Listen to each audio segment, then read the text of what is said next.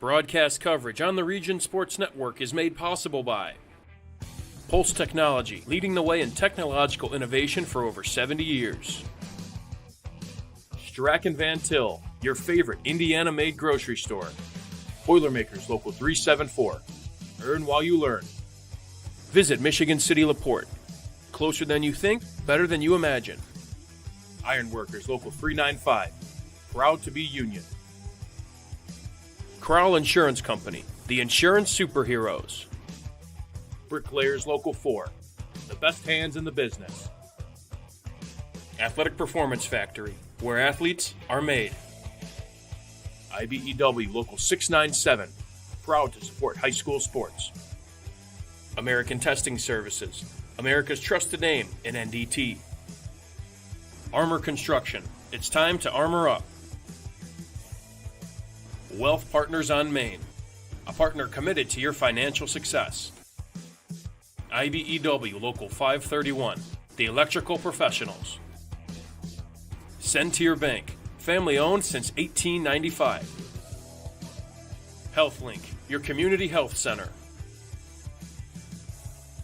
The Right Group, the right way to buy and sell real estate. KIG Senior Solutions, navigating Medicare with confidence. Economy Electric Heating and Cooling, keeping you cool in the summer and cozy in the winter. Blythe's Team Sports, where the athlete shops. And Hampton Inn downtown Indianapolis. This is the Region Sports Network, the only game in town.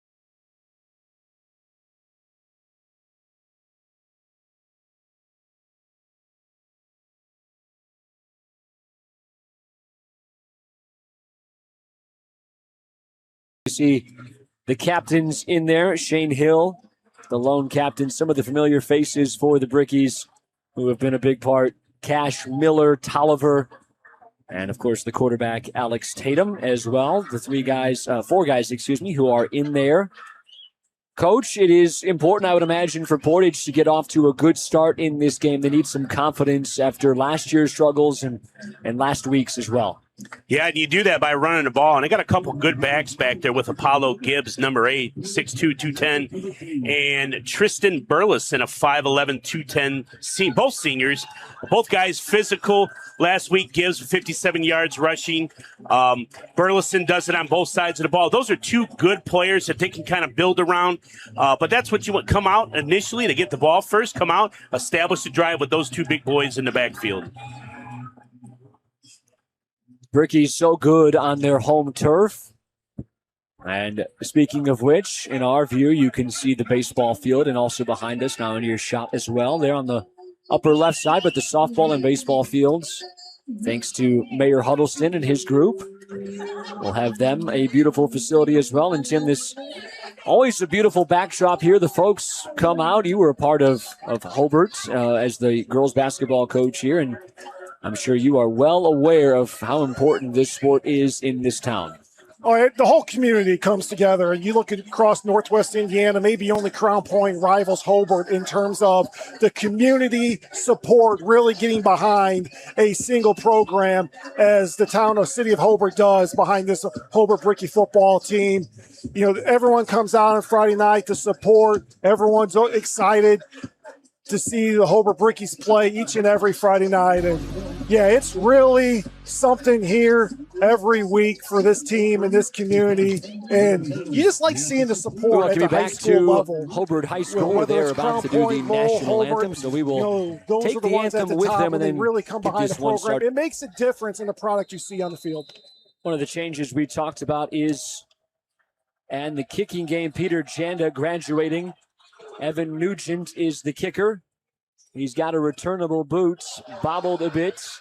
but yet still returnable. But because of the bobble, not much room there to execute for Sherrod Wainwright, and they'll be deep in their own territory.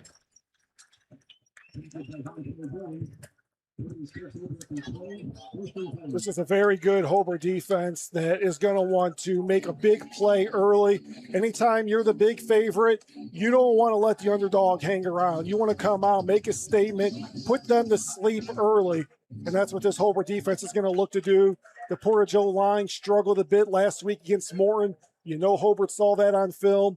We'll see how they attack that here.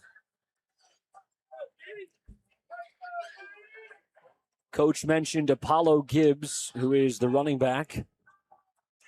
He is a senior with his underclassman quarterback, Hodges. As we've said, only a sophomore. As they've got a first down inside their own 15-yard line. I want to throw it. The DB slipped. Pass is complete. And a good gain on first down to DeMarcus Jenkins. Getting the ball out of his hands in a hurry. That's what you need to do against this Hobart defense. Yeah, I was just going to say, you're going to hear me say that a lot. Just stay on pace like that. Stay on rhythm. Quick drops. Get rid of the ball. This is a Hobart front that likes to get at it, and that's what you need to do. Get the ball out quickly. Officially a gain of 5 on a first down completion. One thing you might see Portage do as well is take some time. I'd like to have a methodical drive. The less possessions in this game, the better for the underdog. Hodges going to try to use his feet. He cannot get to the edge. He is wrestled down by the guy we talked about, going to play in the backfield, but also still playing there at linebacker, Miles White. Hobart just rushing 4. Good job by Hodges finding that gap on the left side to pick up a few yards, and we'll see what this flag's about.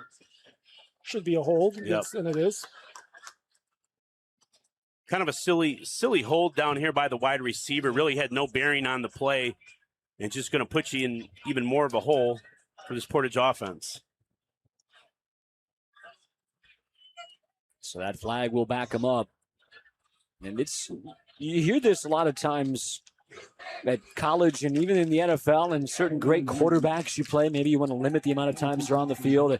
The old adage, of course, is you can't score if he's not out there. And for Portage, you know how good this offense for Hobart can be. They put 33 on Chesterton just last week. Scored a ton of points in their victories last year. The only 3 games they didn't score on happened to be the 3 games they did not come out on top. So penalties will make that very difficult. They set up the screen. It's complete, but it's red. As they got it out to Gibbs, but that was going nowhere quickly. Vontrell Jones, the tackle. A good read there on Jones on that screen. He saw it all the way, sprinted out to the right side to make the play. You know, this is a defense that's so aggressive, so quick to the football, and they just smother opposing offenses. Ron Jones led Hobart in tackles last year with 95.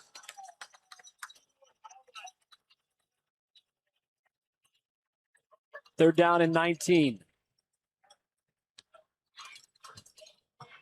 Portage trying to see if they can have a chunk play, but more importantly, don't want to have anything crazy down near the goal line. Yeah, delay game. And that marker, you see it fly. That is a delay of game.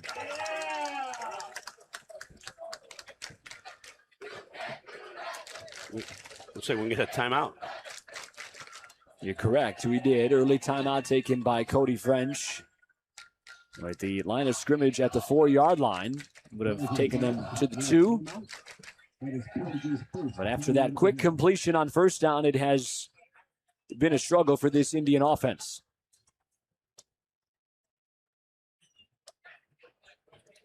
Yeah, they did a good job on first down, got the ball out of their hands in a hurry. Then they had the nice run by Hodges that was taken away by the holding call. And you got to stay on schedule. You know, you're trying to pull an upset against a very good defense. You got to stay on schedule. It was a nice play call with the screen. It was just read beautifully by Hobart, you know, more importantly by Vaughn Jones. And, you know, now they're in a situation here, 3rd and long, you know, maybe some type of draw, some type of, maybe some quick pass out in the flat to see if you can break something, but you don't want to turn the ball over this. No, you need something safe here. You're kind of in a world of trouble here. taking a snap in the end zone. Definitely something safe and just punt it out of there. You think about punting here on third down, Coach? A little pooch punt if you have faith in the punter? It's a good call. I mean, you're in trouble here regardless, but I would imagine I'm going to run a play.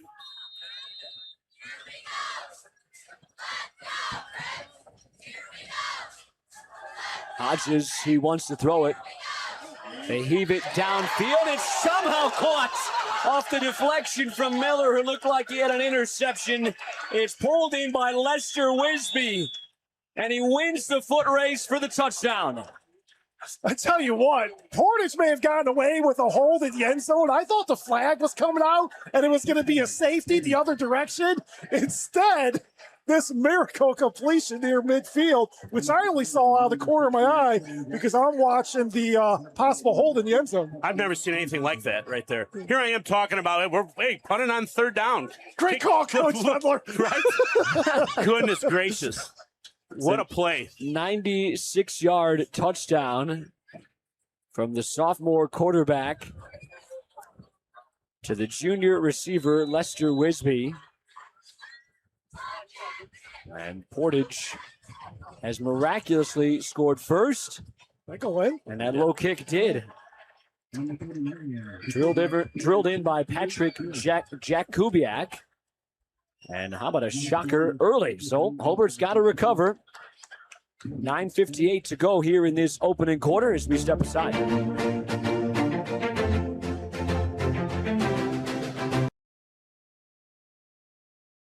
Get Pulse Technology on your team and score a touchdown with our managed print and copier services. Cover your bases with our IT and technology solutions, or hit a home run with our wide selection of office supplies. Scoreboards or AV solutions from Pulse Technology. That's a slam dunk. Or go for the grand slam with our office furniture and design services. Get in touch with us today. Pulse Technology, powering Indiana business since 1919. Strack and Van Til for the win with 4 ways to save. Catch price drops on over 15,000 items and check the weekly ad for can't miss deals. Stack on the rewards program for digital coupons, points toward discounts and free products, and power up with our own brands. Keep your budget in the safety zone. Get the same great taste as national labels at lower prices. If you can't taste the difference, why pay the difference? Score big value with 4 ways to save at Strack and Van Til.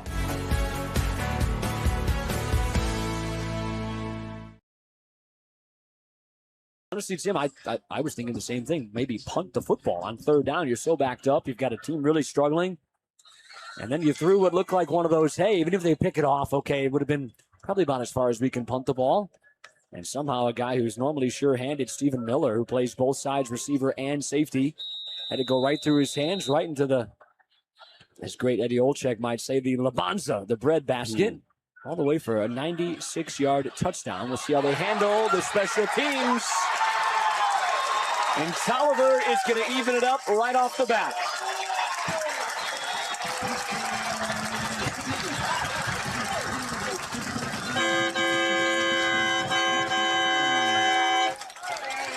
Yeah, how about that answer there? And, we're just talking off the air about, kicking the ball deep and the problems that can happen as we're watching the Highland-Whiting game and see Highland took the opening kickoff deep for a touchdown. And, these squib kicks, keep it low, sometimes work out the best because, that can happen right there. And Hobart quickly gets the answer, and all that momentum Portage has off the board. Well, last week we had the Maryville-Andrane game. How many times did we bring up about kicking to the athletes back there, right? And it's the same deal that just occurred. Bryce Tolliver is a heck of a player. I mean, he's going to Northern Illinois. The kid is a D1 athlete, and you put the ball in his hands in space, and good things are going to happen if you're Hobart. Hobart on to tie the game. And they do. So, weird play to get the Portage touchdown, and then Hobart deciding they will take it all the way for a return from Bryce Tolliver. And they have tied the score, Tim Feather, here on a start we probably didn't predict. No, going back to that Portage touchdown pass, and just wrapping that up with, you talked about putting the ball on third down, and, well, why not just throw it deep like Portage there, because a good thing can happen. Well, you're in shotgun formation, so you risk a bad snap. You risk a hold in the end zone, which can result in a safety if that's the case. There's a lot of things that can go wrong. You need to get good protection in order to get that ball deep. So, yeah, obviously the end result worked out great, and if the ball would have been intercepted, maybe you make a tackle, and it's as good as a punt anyway, but there's a lot of things that have to go right. You got to get the time, which Hodges had to complete that pass. So, yeah, credit Portage for making that play, but Hobart coming right back with a great return by Tolliver, going untouched, drive to gut. And we'll see if Portage is able to get the ball in the end zone again, if that's something they adjust and not put the ball in Tolliver's hands.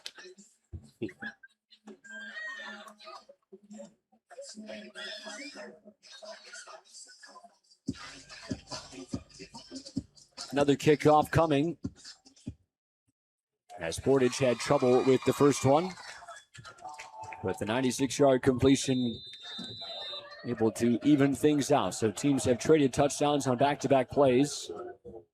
There's another returnable kick. And some more problems, but it's picked up on the bounce by Keyshawn Brown. Brown was trying to get to the outside, but he was stopped before he could get to the 20. 0 for 2 fielding the kickoffs for Portage, but that one ended up being a little better result, gives them a little better field position.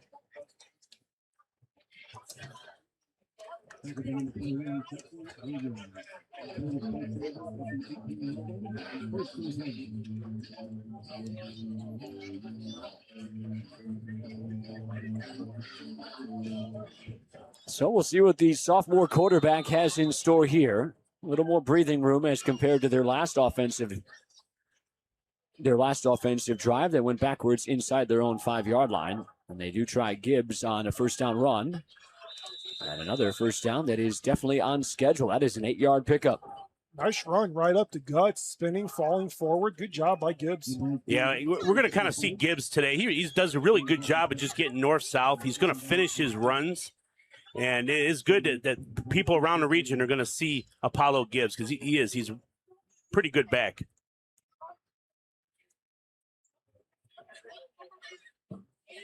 $57 yards against the Governors in week 1 on 11 totes for the lead back here for Portage. He's got the second down, escapes Miles White. A great run there. That is some tough yardage by Gibbs, and he's got a first down. Nice block by Anthony Alanis, pulling from his left tackle position, put a Hobart Bricky defender on his back, opening up that hole. So here's where offensive coordinators. So you just had 2 really good runs. So to me, you want to stay with the run game, stay on schedule, and not try to get cute.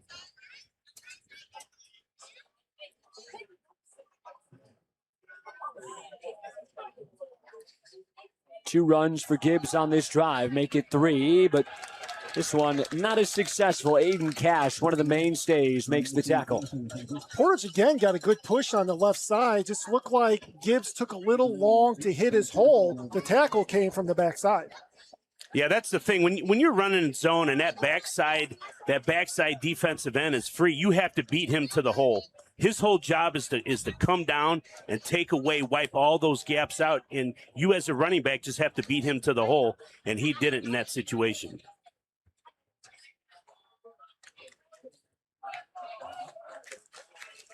Indians taking plenty of time in between each snap as they bring one of the receivers in motion, fake it to him. Almost intercepted.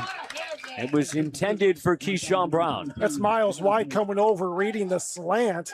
Brown was open initially. White read it the entire time, jumped the pass, and if he held on, he'd had 6.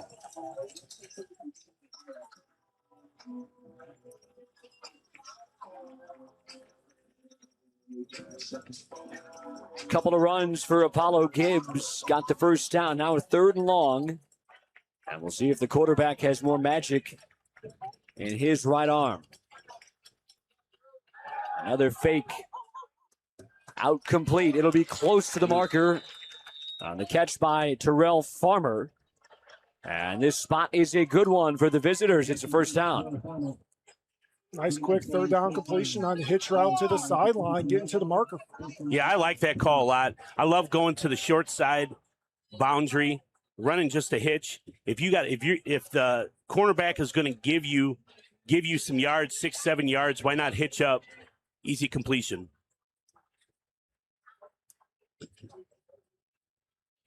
You see the game plan here. They are taking time. They want to win the time of possession, keep that Hobart offense, as Sam alluded to, off the field. Pulls it away from Gibbs. Hodges has got it as he spirals out of bounds after 4. Nice first down pickup. Playing ahead of the sticks. Keep the ball moving forward. Excuse me, that was a little counter read there by the quarterback. They pulled the backside guard and tackle as if they were running power to our side, to our near side. Hobart defense caves down, and Gibbs just takes it up. Good 4-yard gain there.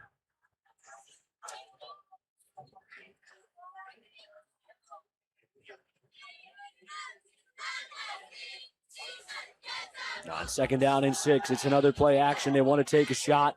This one towards the middle of the field. And they were trying to get it to Farmer, who just got the first down, but not that time. That time, not a bad ball on the post route. Just couldn't hook up with Brown.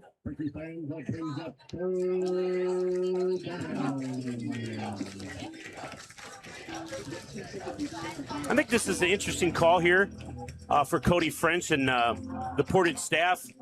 You know, you're in that no man's land here where you can go for it on fourth down if you don't get it. So I'm curious to see what kind of call they are, and I think that'll be a prelude to what fourth down will bring. On third down, sliding to the right, throws on the run. Beautiful as it is delivered on time. And getting out of bounds is DeMarcus Jenkins, but did not have enough yardage for the first down. He is 3 yards short, and the offense looks like they're staying out there. Yeah, this is, in my opinion, the right call. You're the underdog by a whole lot.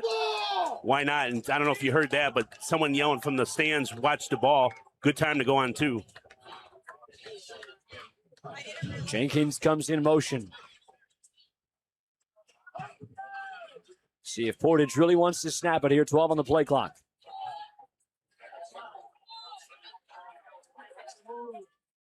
They will. Hodges throwing. Another beautiful pass from the sophomore quarterback, and it is Jenkins, and it is the first down. Yeah, what an excellent pass. Yeah, they put that ball in the air a long ways to get those 5 yards and just dropping it right over the shoulder of Jenkins. Tell you what, Portage's offense is executing very well. Right, snapping the ball at the very last moment, working the clock, hitting these nice short passing routes, getting the ball out of Hodges' hands in a hurry, changing up the run and the pass. I'm very impressed with how Portage has started this game.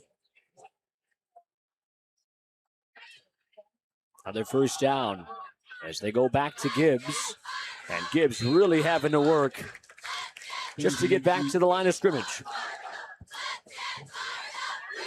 Good penetration there from the Hobart D-line, specifically 65, Brandon Hall, blowing that play up, forcing Gibbs to bounce it to the top side and no gain.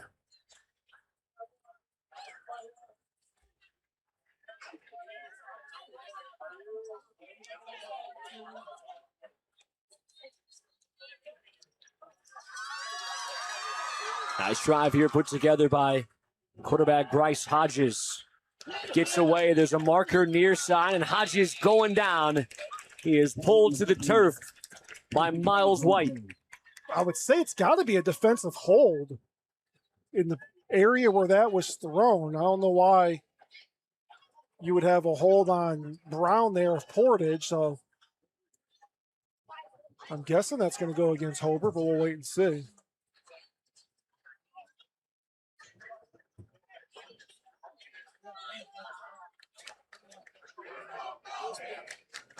For the moment, it's a 3-yard loss, setting up a third down and 13. Looks like they're asking Portage. I think you're right. This is on the defense.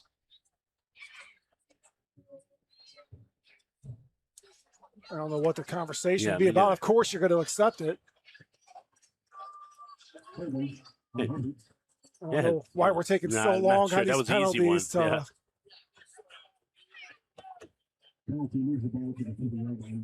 They want us here till 10:30 again this week. Oh, come on now. Lucky us if that happens. We keep drawing the. Would that be the long straw, Tim, or the short straw? That'd be the short straw, I believe, right? Sounds like a guy who doesn't love ball to me. I don't know. 2nd down and 5 after the penalty. Hodges pumps now, wants to use his legs, but he is crunched at the line of scrimmage. Justin Eck was in there, and it's 3rd down. Got another flag down here. Of course we do. And this one's going to go backwards.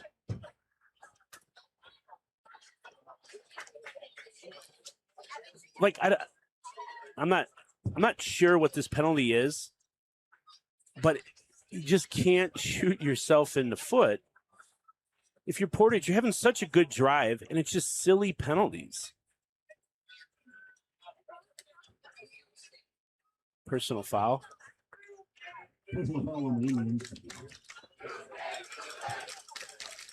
Oh man.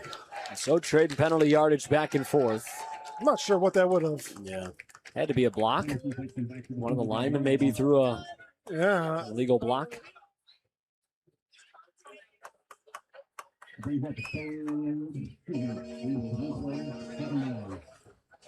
Long 2nd down here from their own 45.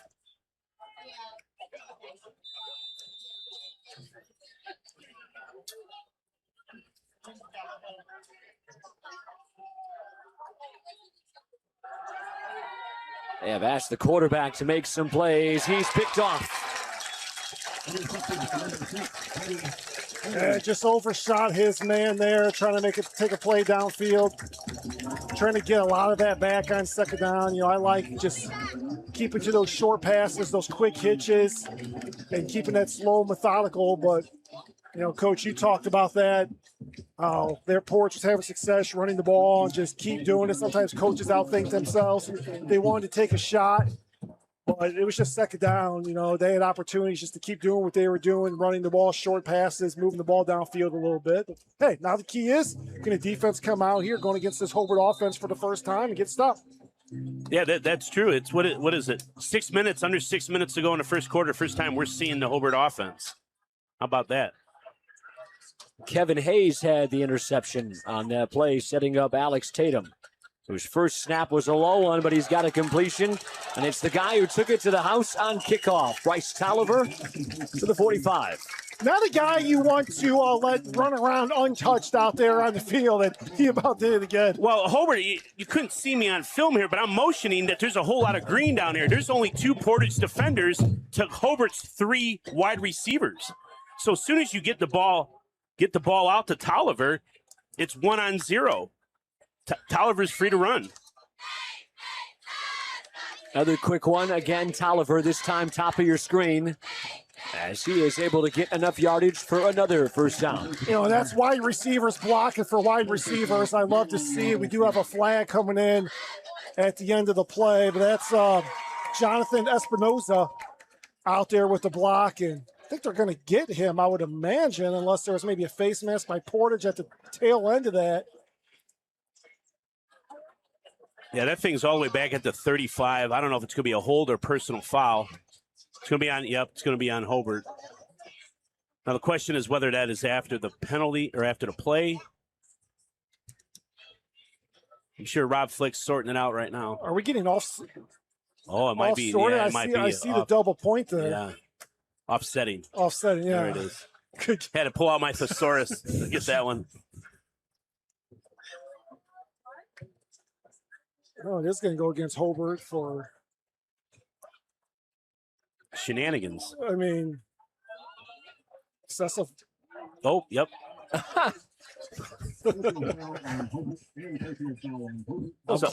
Close line The there. umpire almost had to take a charge on the right-hander Rob Flick.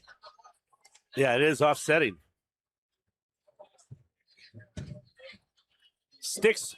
Well, I don't know what's going on now. What's going on with the sticks? You usually don't see one flag thrown for offsetting penalties. Right, right. Yeah, now the sticks are going the wrong direction. It's first and -10 here, it looks like. Benny Hill show going on right now. First home game. Oh, yeah, for we're Hobart. working out the kinks Still here. working things out. Chain guy's probably at the end zone. They're not a well-oiled machine like we are now, Well oiled up here.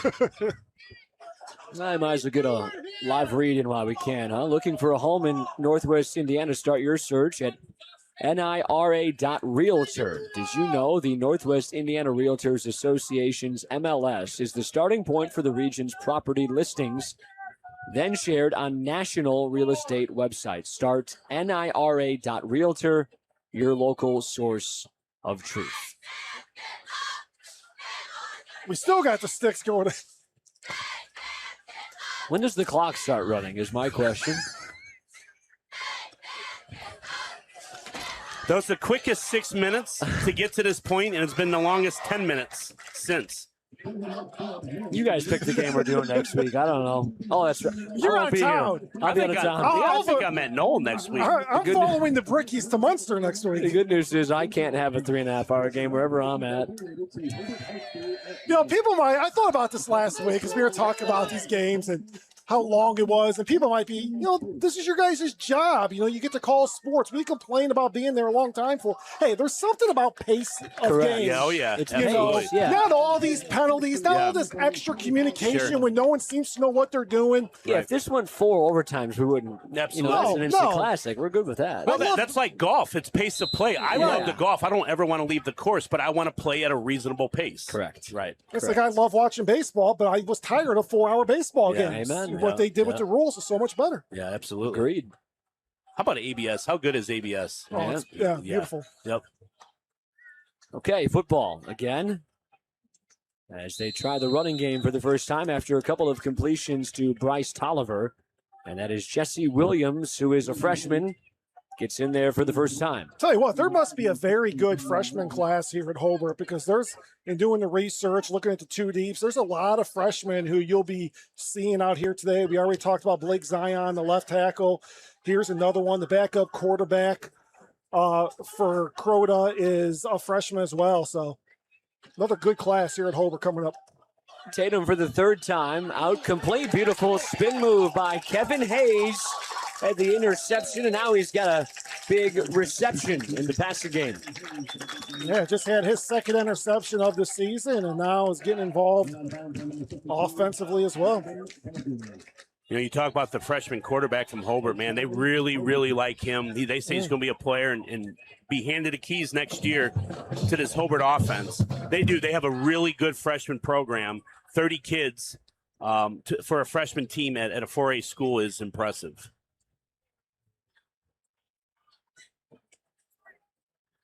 Took a while to get the offense onto the field, but now that they're there, having a very nice drive. Because there's a ton going on this handoff. A lot of window dressing.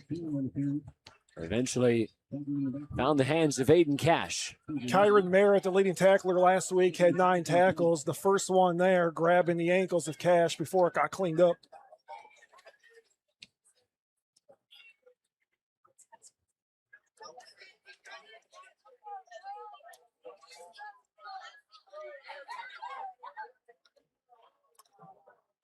Miles White now with the quarterback. 2 receivers in this formation, both to the top of your screen. Extra blockers left as he follows them. And Miles White has a 7-yard gain.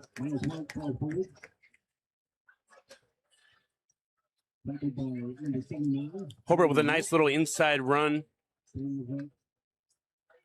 Good gain there. Puts up a good 3rd and 3 here. Do it again. Yep. And they do. White trying to stay on his feet. He got driven back, but extra legs for Miles White. And where is this spot? The officials look like they have him just short. Topside official looks like he's going to have a first down. We'll wait for sure, but it was close. And they do. Just ran the exact same play. Why not? 6'4", 220, get him going downhill. Miles White, quite a specimen. Yeah, this is a Hobart backfield that are just large mammals back there. So that first down puts them right at the 10-yard line, which means it is 1st and goal. Ton of space up top. Tatum pulls it out. He is crunched inside the 5 and out of bounds. I think Tatum was delivering the crunch there about the 1-yard line. And you talked about a lot of beef in that Hobart offensive backfield. Tatum, 6'3", 220. Miles White, 6'4", 220. Aiden Cash, 6'3", 245. My goodness. They didn't make him that big 25 years ago. Thank goodness. 2nd down and goal from the 1-yard line. Yep, we're going to see Alex Tatum here just take it up top. And he walks into the end zone, his first rushing touchdown of the ball game on their first possession. Yeah, that's just the Hobart offensive line wearing down the Portage front. And just these big backs, Tatum, White, just getting the job done.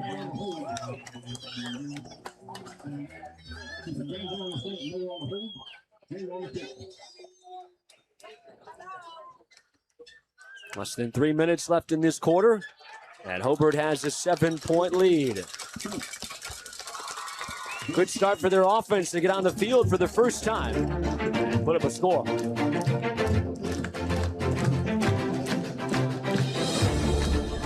At Domino's, you can pick 2 medium 2-topping pizzas for just $6.99 each. Let's see how that compares to some other options that are about $6.99. $6.99? $6.99. $6.99? $6.99. Yeah. Order any 2 medium 2-topping pizzas for just $6.99 each, only at Domino's. Are you searching for a college where you belong? Kelly McCollege of St. Joseph wants to know you and give you the support you need to succeed. Are you worried about how you'll pay for your degree? 95% of our students receive financial aid, including scholarships and grants. Need some extra help with your classes? Thinking about what to do after high school? Consider a career with Boilermakers Local 374. As a Boilermaker apprentice, you'll earn while you learn. We offer excellent wages and benefits, and as part of our no-cost hands-on apprenticeship program, you'll learn from the best in state-of-the-art training centers and on the job. Become a union Boilermaker and get on your way to a great career. Find out more, visit www.local374.org or call 219-845-1000. Back to Portage, who had another decent drive going before they were derailed by penalties, and ultimately Bryce Hodges was intercepted by Kevin Hayes. Now it is Evan Nugent to send this one away. It's fielded there by Keyshawn Brown. And Brown doing a good job to get to the outside, but yeah, you said it, Coach. That's a block in the back. Yeah, I'm sorry, 20. Sam. I'm sorry. You're good. Just go over the top of you here. Yeah, and then he's continuing to talk trash after blocking in the back, and a second flag comes in. So I don't know what he's celebrating. Celebrating pushing the kid in the back, continuing to run his mouth. So We're fired up here. Well, it's going to go backwards either way. Yep. Well, it's going to be 2 penalties against Portage, against number 19, Sherrod Wainwright. Blocking the back on the first one, and unsportsmanlike on the second. So we'll see. The first one alone would have been half the distance. Yeah, Rob Flick's going to have to pull out an abacus to get this one figured out here. I'm not sure if you pick one, you take them both. Either way, it's gonna be half the distance. So the question is whether the second one is a dead ball or not. If it's a dead ball, then you could just tack it on. Otherwise, you'd have to just pick the worst one. Either way, it's half the distance. Yeah, unless, like you said, the only thing it could be is even you could do half the distance twice. So and you'd be at the 5. Quarter of the distance. Yeah. We're in the first quarter. We've already lost our minds up here. Just roll the ball over there, and wherever it lands after it's spinning around, that'll be the line of scrimmage.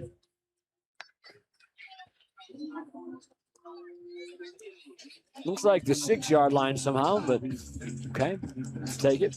2:35 on the clock here in the opening quarter. Well, working inside their own 10 has been good news for Portage so far. They did score a touchdown from 2 yards behind this.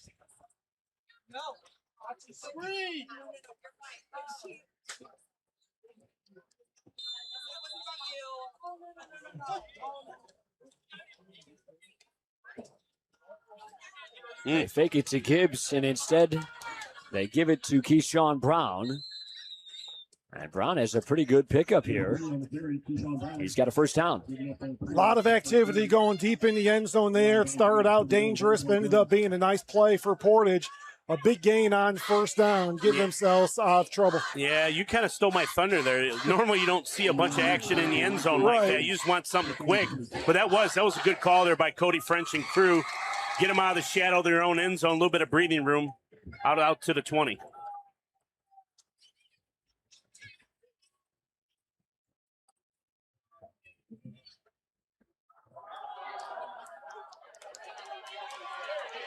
Nothing for Gibbs. Could not get to the edge. Miles White beating them to the spot. And that Hobart defense very quick, moving sideline to sideline. Yeah, absolutely. As a defense, that's what you want. You want to spill that thing to the outside to the rest of your defense. Really, Gibbs there needs to just put his foot in the ground, get vertical, and get what he can. Instead, it's a loss of 2.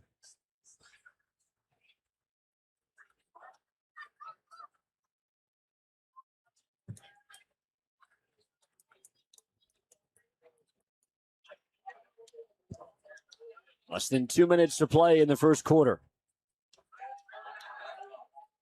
They get it out quickly this time. And back to the original line of scrimmage, 3rd down and long. And that's what they need to get back to, where they had success on their second drive. Just getting the ball out of Hodges' hands in a hurry, get it to your athletes, let them make plays. Get back to running the football as well. Get north-south. They had success running the ball on that second drive. 3rd and 9 here. If you're this Hobart secondary, just keep them in front of you. Bail out of there and rally up when the ball's thrown. Cannot let the guys get behind you.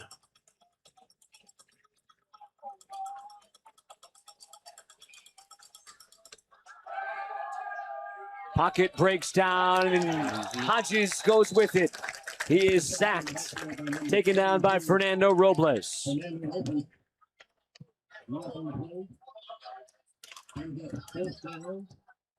Now we'll see if they're going to punt this ball away from Tolliver, try to angle it towards the sideline. There are 2 guys back there. I'm kicking it to the left side, angling to the sideline, keeping it away from Tolliver at all costs.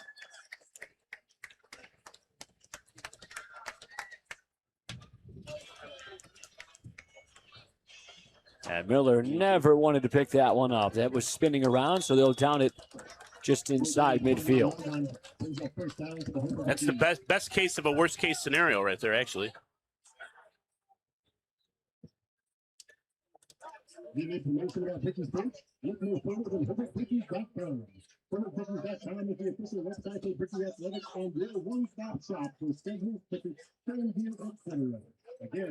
Hobart offense got whatever they wanted on their first offensive series. They returned the kickoff for a touchdown after the Portage score, so they just took the field with under 6 minutes to play, marched right downfield.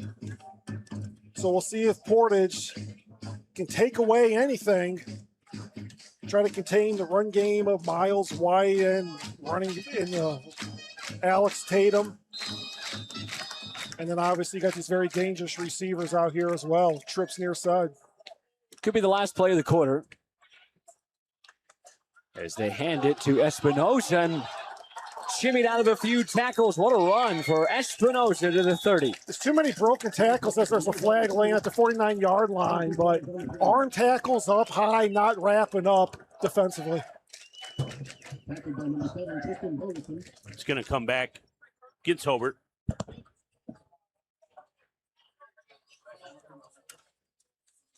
Either way, that's going to take us to the second quarter. They'll have another play coming up to start the second. It'll be Hobart football. They've got a touchdown lead as they've got a kick return scored, an Alex Tatum touchdown for their 2. From lighting up Friday night football to powering the classrooms that shape the students of Lake County, IBEW Local 697 is proud to support our region's schools and the communities we call home. A career as a union electrician could be your next great move. Your next cap might be a hard hat. IBEW Local 697, powering futures, powering the region. Earn while you learn from the best hands in the business. The Bricklayers Allied Craft Workers for Indiana, Kentucky Apprenticeship. That's right, this is a paid apprenticeship. I'm getting an education while learning a trade and getting paid for it. The thing that surprised me the most about this apprenticeship program is the respect I have received after the proper time and training. Classes start soon, so apply now. There are training centers throughout Indiana and Kentucky. We are the Bricklayers and Allied Craft Workers for Indiana, Kentucky Apprenticeship. The best hands in the business.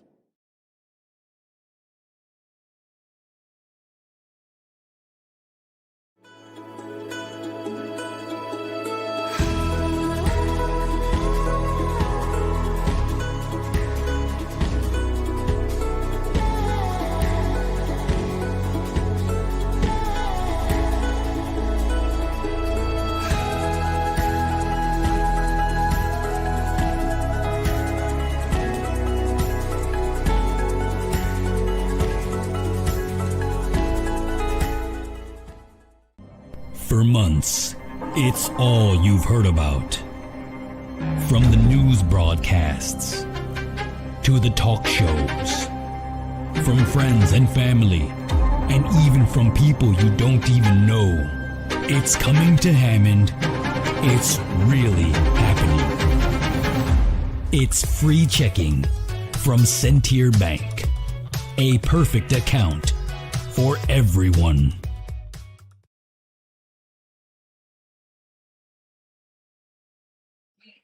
Touchdown lead you see for the Brickies on your screen.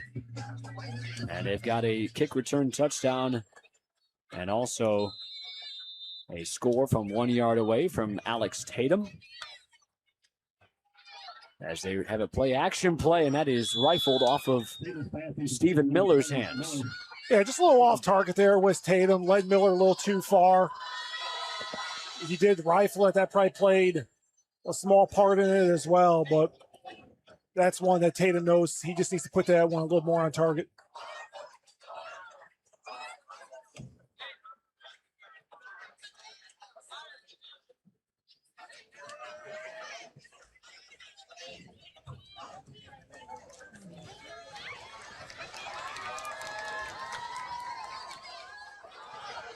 Tatum trying to use his legs on a 2nd down and long and carrying some guys with him. He will get back to the original line of scrimmage to set up 3rd down. I really like that formation. Hobart had quads to the near side, 4 receivers. So obviously Portage needs to adjust, brought over an extra defender, and that kind of left the top side open for Tatum. Now much more manageable 3rd and 10.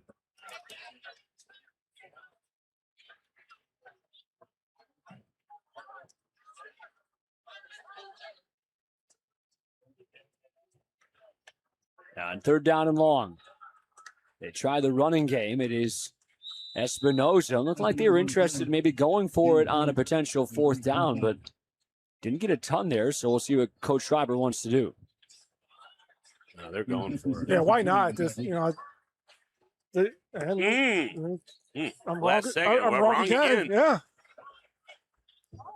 I'm just thinking the strength of this Hobart defense, this Portage offense, you know, not very explosive at this point.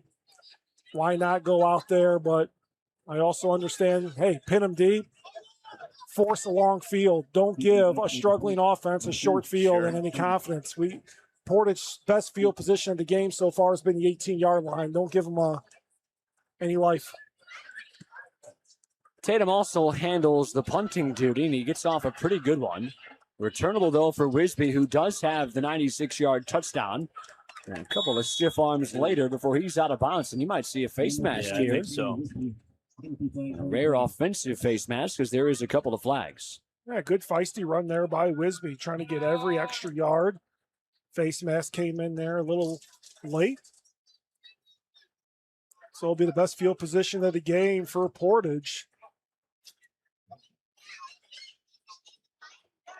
But keep an eye on that. Tatum handling the punt duties this year. You're going to see it at some point, a fake situation with his ability, obviously, as quarterback to run and throw the ball. That's always going to be in the back of defenses' minds.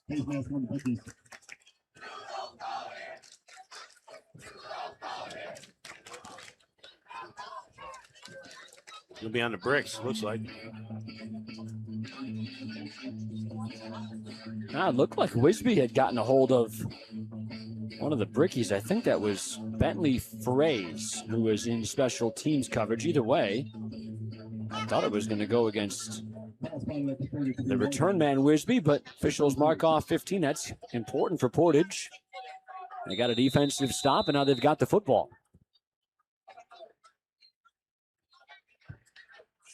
One thing we haven't seen down here from Portage is kind of the bubble and go. They like to run the bubble, and then eventually release the blocker downfield like on a wheel route. Instead, they try Gibbs, who navigates the middle. He's got a good pickup on first down. The kid's shifty up the middle. He just kind of sidestepped an initial tackler there. Wasn't much of a hole. He kind of turned sideways and slithered his way through the line. And nice gain on first down.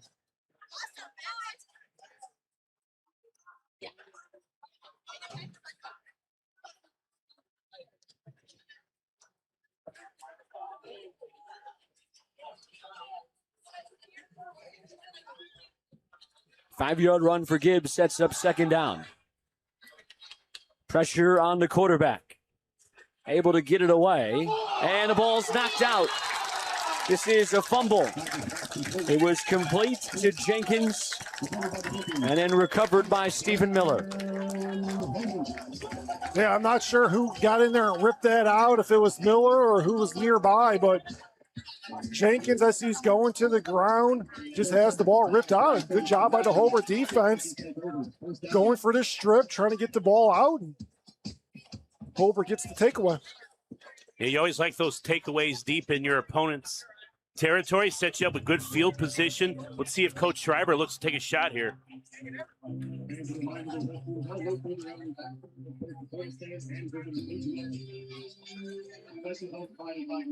tell you one thing, the Brickyard's got going on is 1980s music, and it's phenomenal. A little Top Gun? Top Gun Maverick, huh? We'll take it, always. Empty backfield for Tatum, and he's going to use his legs on a first down carry. Just knocking guys over, barreling forward, falling forward. I'll tell you what, Tim, this is a guy we saw a lot of last year, and I don't know, just there's that recency bias. Sometimes you see people a lot, you don't necessarily recognize the changes in them, but we saw him enough last year. Now it's been long enough since we saw him play. Looks like a guy who's definitely put on some strength since last season. He was already a strong guy as is. Yeah, he was already a big kid last year. Going from his junior to senior year, he probably got a whole lot stronger as well. And as Hobart goes empty here, that looked kind of odd. Like I don't know if he was turning the fake like he was going to pass the ball. That's probably what it was as he falls forward. But yeah, he's just going to be even more dangerous this year with the extra strength and muscle that he has put on. And then the physical Miles White alongside him. He had a physical back with him last year in Max Pickett, but as you alluded to, he probably wasn't 100% very much, if at all, last year. But that was a good combination at the end of the year between Pickett and Tatum when Pickett got healthy, and you're going to see the same thing this year with White and Tatum. You'd have to think this is four-down territory should they need it. Tatum, not gonna. As they have the completion here to Tolliver, who is out of bounds for the first down. Had a guy open in the end zone. I'm trying to see, that number 30 was wide open. He takes the check down, gets the first down. But had a man open the end zone, probably could have got 6. Nice little boot pass there. Fake the play action, roll out, had a personal protector. Lyman pulls out, and good little play there for Hobart.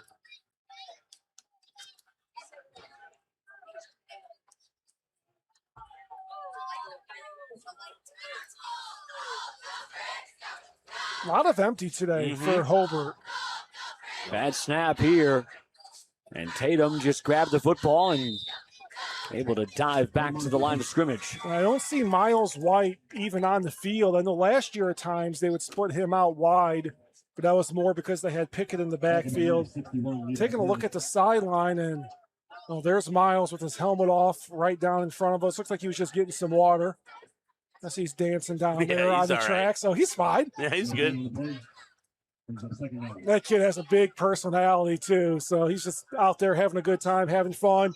The two-way player, just giving him a break. Probably just was always part of the plan to try to keep him fresh. Another run for Tatum on this drive. They have been run heavy with the quarterback. He's inside the 20. And that's what we saw at the end of the year last year when they got their run game going. And as I alluded to in the pregame against Lowell, and Lowell didn't have an answer for it when it was just Tatum left, Tatum right. And they had the extra blockers out there and went to the jumbo sets, double tight end. And you're not seeing that formation right now, but it's still snap the ball to Tatum and let him read. Inside our red zone, which is brought to you by Tech Credit Union. On a third down. They hand it off. Won't be enough for a first down on the carry by Espinoza. Field goal? Nope. Tell you what, if Portage can come up here and get a stop on fourth down, get the ball back. Yep. It may not feel like it, but just down one score, they have really done a nice job staying in this game, controlling the clock here in the first half. Fourth down and 2. This was a mess from the get-go. And it is not going to work out. Portage with the stop as the direct snap to Aiden Cash was way lower than he expected. How about that stop by Portage? Sometimes maybe that's getting a little too cute. Why not just give it to Tatum, let him run it? You go with the direct snap to Cash. Not that Cash is not perfectly capable of handling that, but sometimes you get a little cute, a little overthink yourself, but give all the credit in the world there, the Portage coming up with a big stop after the turnover. Well, that's as Portage, that's what you need. We talked about in the pregame, you're just looking for little wins here and there, and that's a huge win for Portage. Just get off on fourth down, give the ball back to your offense. 5:40 left to go in the first half. Put together a good drive, get yourself in some type of scoring position, and keep the ball out of Hobart's hands, who actually gets the ball coming out second half.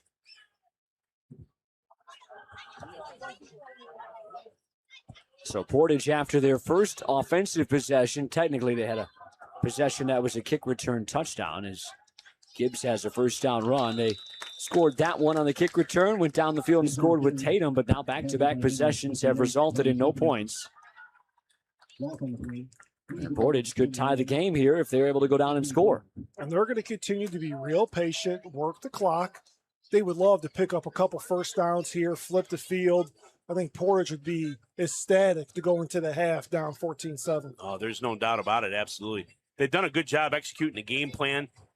Kind of shot themselves in the foot a few times with some costly penalties and obviously putting the ball on the turf.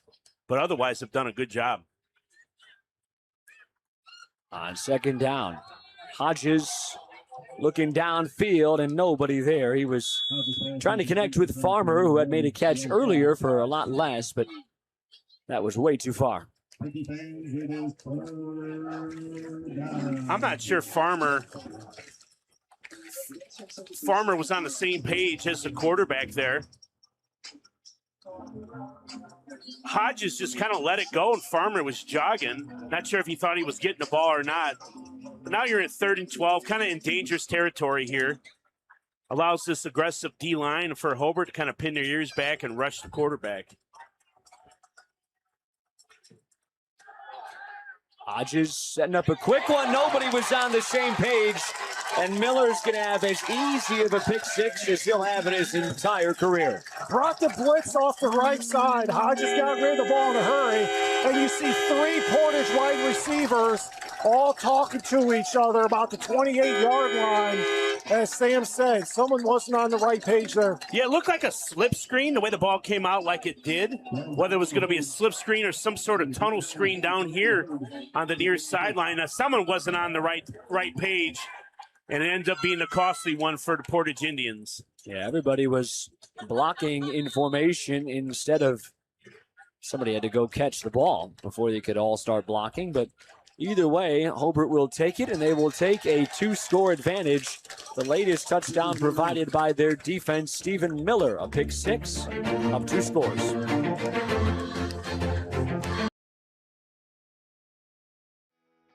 Calling all current and future homeowners in the Northwest Indiana area. Whether you're buying or selling, Brent Wright is here to make your real estate journey smooth and successful. With years of experience, personalized service, and a deep knowledge of the market, Brent will help you find the perfect place or get the best deal for your property. Call today at 219-406-7195 and take the first step towards your real estate goals. Contact Brent Wright, the right way to buy and sell real estate.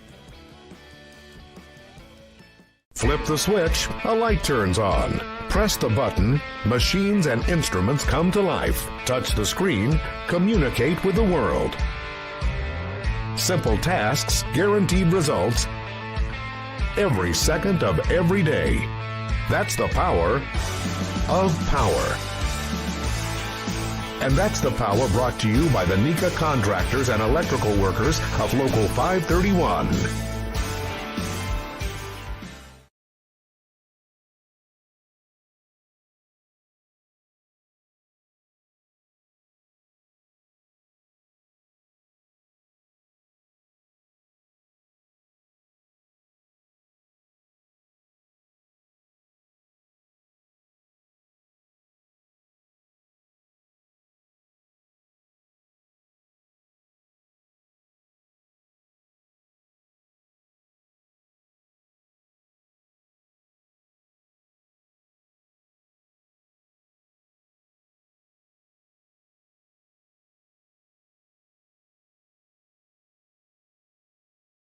In favor of the Indians. He's only to the 10. Well, Portage has started 2 or 3 drives about right here inside their own 10, definitely inside their 15-yard line, so they're going to be pinned deep again. And listen, they just got to put that last play behind them. They played a very nice first half. The 2 turnovers, which give Hobart all the credit in the world, especially for the one ripping the ball away. This one was just a gift by Portage, throwing the right to Miller. Then you had the kickoff return for a touchdown by Hobart as well. But Portage has really done a nice job, as you alluded to, Coach, sticking to their game plan, controlling the clock. They just got to clean up these mistakes and Well, back to that interception for the touchdown, that was really the correct call. Hobart brought pressure. Best time to screen is during pressure, and that's exactly what they did. Just some miscommunication by the wide receivers, and obviously ended up being costly. It's a run for Gibbs on first down. And he is stood up after a couple of yards.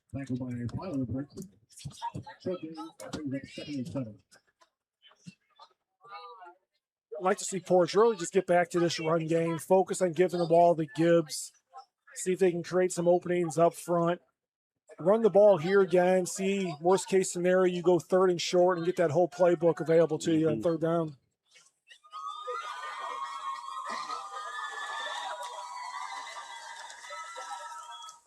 Really nice environment here today. Good weather, the crowd is lively. Pop Warner's in the stands. Good night for football. Hodges wanted to throw it, pulls it down. Now he's got a receiver complete, but he is dragged down. Sherrod Wainwright made the catch. Yeah, Wainwright caught that ball with all his momentum going the wrong direction. He was never able to get square and head downfield. Again, another dangerous situation here for Portage. Last time on 3rd and long, Hobart brought pressure, almost got home, forced the interception. Does Hobart bring pressure again? Do they sit back and play the sticks?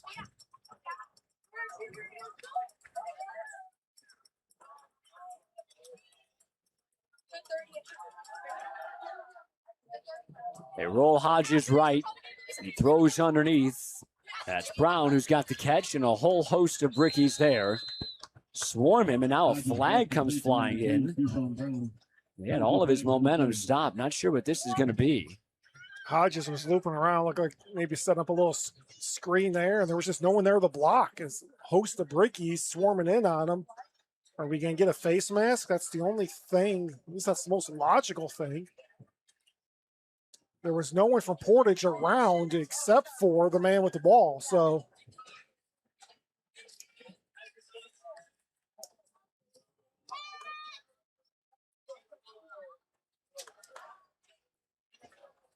we haven't been in much of a hurry to get these calls in on these flags tonight. That's Rob's taking his time. There's a dialogue for sure.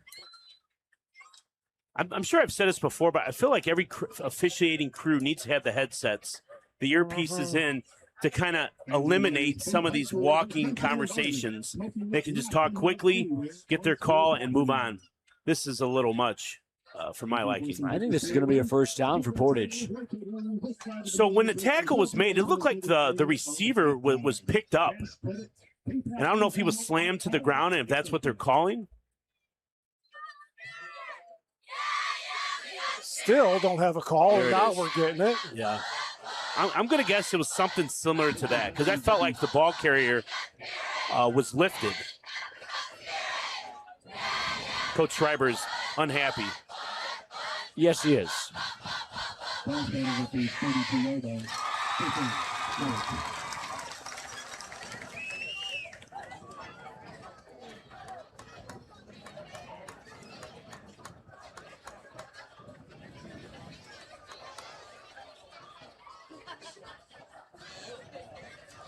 Either way, it is Portage football still, and they've got a first down after the penalty. They're about to punt the ball back. And they give it to Gibbs, and Gibbs almost was able to cut that. If he got that hole, he might still be running. Good tackle to make sure he did. Miles wide in on the tackle, and you were right. If Gibbs completes that cutback, he has a whole lot of real estate here near side. Clock ticking, 2:30 to go. I'm sure Portage is in no hurry. But I just wonder, knowing that Hobart getting the ball coming out second half, do you take a shot here? Are you happy to go in 20-7? Questions to be answered. They do have 2 timeouts remaining as well. And remember, Hobart does get the ball to start the half. Hodges was in some trouble, able to step through, and now using the legs as he darts out of bounds. He's got another first down. Really impressive player for this sophomore, Hodges, and does a good job of recognizing when to tuck it and run. And you see his athletic ability there, pretty good speed to outrun a very quick Hobart defense to get to the sideline. Yeah, kind of a tough situation to come in here to the Brickyard and play against a very good Hobart defense. And he, obviously some miscues, but really has done a good job managing the offense, making some plays with his feet and his arm. And like I said in the opener, I feel like this is a kid that Portage can build their program around.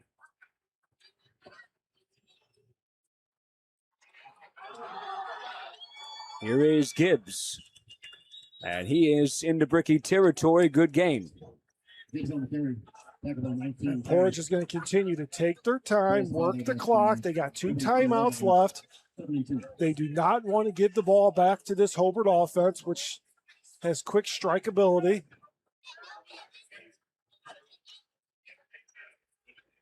I think it's clear that they're, I don't want to say happy, but they'd be content with going into halftime 20-7.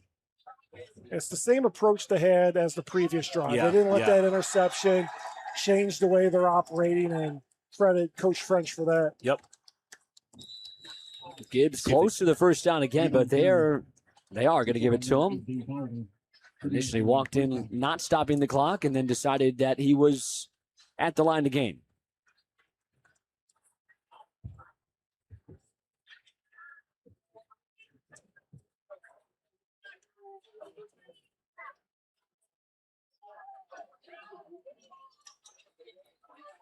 As we said, Cody French with 2 timeouts left. That clock rolling, as you see on your screen.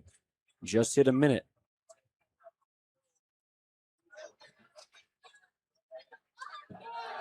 Hodges winds up, firing downfield and just out of the reach. The big play was there for DeMarcus Jenkins. Hey, nice. We've seen him run that play, try to hit that pass a few times. Obviously, the big one they hit on 3rd and long deep in their own end zone, but they like running those deep post routes. And, Hodges has just been a little long on most of those here tonight, but you've seen some open receivers. Impressive against a very good Hobart secondary. These Portage receivers have been able to create space and get open. Hayes right there on the coverage for Hobart. Let the man get behind him. Hayes replacing Tolliver right now. Now Gibbs trying the outside. Hobart stringing it out, and the ball is out again as it is recovered. I think one of the officials called him down. Looked like that was recovered by Robles. Flag, and I'm going to guess it's going to be a horse collar. I would say he was down as well, but I don't think the official said that, right? I think the officials are indicating Hobart ball, and now we got to see what the flag is. I think it's a horse collar. If it's a horse collar, then it don't matter. It's going to be Portage ball. I think that's what led to. Oh, they're waving it off. I'm wrong. They're going to pick up the flag. So what's the call? Whose football is it? Well, that's that whistle came in right away. What are we doing here? Well, we've asked that question a few too many times times in the first half. Way too many times. And not getting the explanation quick enough. Now they got to figure out, they got the spot here at the 44-yard line. Yeah, I think it's going to be Hobart ball at the Portage 44. I think. Trying to read minds here. And the problem is we've alluded to, this is ridiculous how long this takes. I mean, there is no meeting that should take this long. What did we have? Was he down? Was he not down? Yes, no. Okay, he took the ball here. Let's go. Cody French is on the field trying to figure out what exactly, and I'm not blaming him, what exactly could possibly be going on right now. And there are a lot of things, too, and I'll pull out my Tom Brenneman soapbox for a moment while avoiding things that got him in trouble. But I will say that this, as a coach, this is the kind of thing that either gets you a technical foul, any other penalty you can get as a coach, or just straight to an ejection, because this is bordering on incompetence, and it takes too long, these meetings. I mean, it can't be this difficult, fellas. Is he down or not? And if he is, this is where the ball is, who recovered it. There's only so many questions you can ask, and then you tell the coaches whose ball it is. And if it's Portage ball, personally, I thought the ball was knocked loose. If it's not, it should have been vehemently blown dead, and we should already be at the half, or Portage should have scored a touchdown. And now Coach Schreiber, I think, is being told that it is Portage ball. He was down by contact. In my opinion, that's the right call. However, I think that could have been made about 5 minutes ago. Correct. And this is the second time Portage is benefiting on a call that is at least borderline. Again, I might be wrong. I can go back and watch it later. Those of you at home, maybe rewinding and taking a look at it. Hey, if you got to look at it, I don't right here, so maybe I'm wrong. In real time, I thought maybe he was down, but just make a call and live with it. And that's what you want as a coach. Whether it's the right call or not, as long as the official has conviction behind it and is selling it, then we can live with it to an extent. But when you have all this indecision, and how much time have we wasted here in the first half just getting a call, just getting a signal, getting an explanation, and just really killing the pace of the game. And it's taking the athletes away from any momentum that they can gain, and it just leads to a worse product for everyone involved. You know, I happen to be listening to New York Mets broadcast recently. Mike Breen, the voice of the NBA, current voice, was in their broadcast booth. He's the longtime voice of the Knicks as well. And he was talking to Gary Cohen, who is the longtime voice of the Mets and also does college basketball for Westwood One. And he said it's so well about baseball. It's a 3-hour game that has about 8 minutes of actual action that's happening. Right. And football and basketball are usually the opposite. Well, the officials tonight have figured out a way to make that the case for us, as we have had to sit here. And yes, Week 1 is still in my head, Tim Fadler and Brad Jennings, because I think I'm still annoyed at a 3.5-hour high school football game that took place last week. If the NFL is playing a quicker game than you might need to make some changes. This is complete underneath. It is Wainwright who makes the catch. Couple timeouts for Cody French. He won't use them. Now he does at 29 seconds.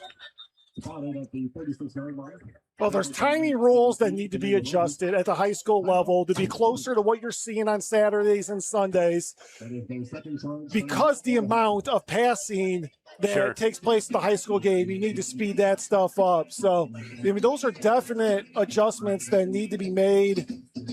But even within it, the officiating and how much time it's taking, hey, you get the call wrong, but just make a call. Let's move on, because you're really just hurting the kids standing around there for so long. I mean, you can only use we're just trying to get it right moniker for so long before I'm sick of it and I don't even care anymore. Like, as a coach, you want the officials to do everything they can to get it right. But it gets to a point where you say, you know what, I don't even care anymore. Can we just play? And that has happened about 4 times tonight. Like the last minute of an NBA game, or the WNBA is even worse, when every time the whistle blows, you get the finger twirl where it's, hey, let's review it. Yeah. And a minute to go of actual game time, and the NBA and WNBA takes half hour to 45 minutes. College basketball also not an exception. Absolutely. Yeah, college basketball games used to be about an hour 45, hour 50. Those are consistently 210, 220. Look at this. Had trickery and had a player wide open. Wainwright overshooting Keyshawn Brown. That was a perfectly timed call for Cody French and his offense, but I think Wainwright got a little too excited. I'm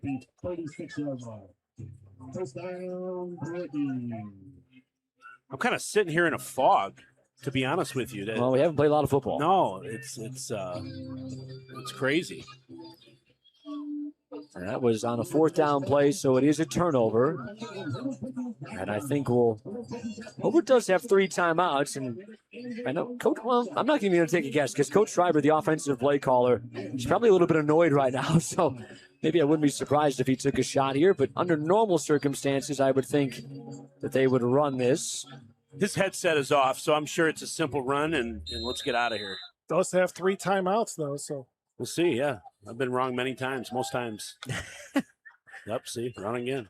Tatum looking to his left, setting up to take a shot, firing downfield over the middle, and that's brought in by Tolliver down to the 5.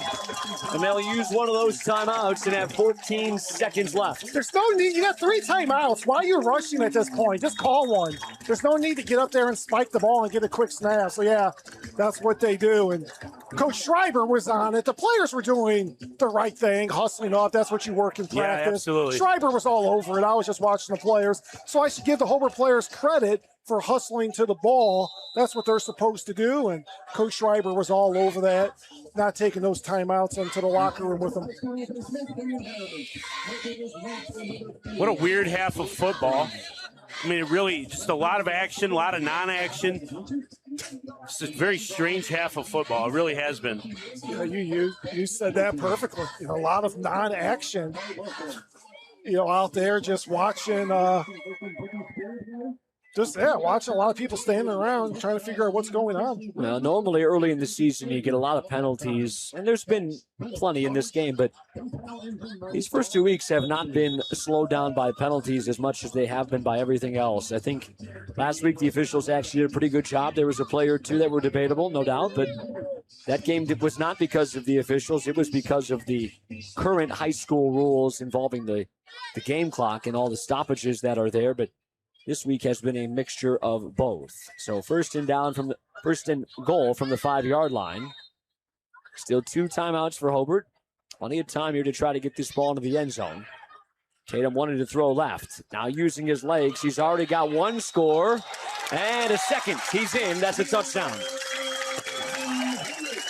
Yeah, that's the big 6'3" Tatum, always falling forward. Just look close getting that ball into the end zone, but just need to break the plane. He does so. And Hobart, I'll tell you, that's why Portage was running the offense they were running, taking their time, being very deliberate the last 5-6 minutes, because they knew the quick strike ability of this Bricky's offensive attack. Now, as I said, not about 4 or 5 minutes ago on the game clock, about 25 minutes ago, real time, Hobart's going to get the ball coming out second half. It's going to change the outcome of the game, no doubt. And the 2-point conversion is good for Tatum. And so it's a 21-point lead, Coach. And as we said, a lot of interesting things have happened in this half, but in spite of not playing a very clean half, Hobart has the score probably about where they thought they might be at halftime. Yeah, I mean, obviously, at both sides, there's some things that both teams would want to take back. But yeah, this is about what you expected. If you're Hobart, 28-0, 35-0, I would imagine was their thought going into half. Obviously, the big pass play, the off the tip ball on the first drive, and some strange things here and there. But ultimately, this is what you expected the first half to look like going into halftime.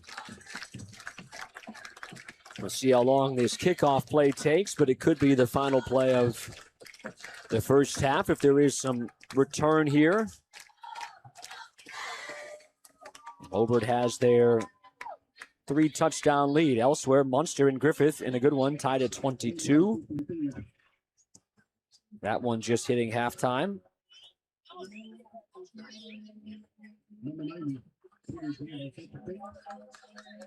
Hanover Central leading Lake Central 17-13 at the break as well.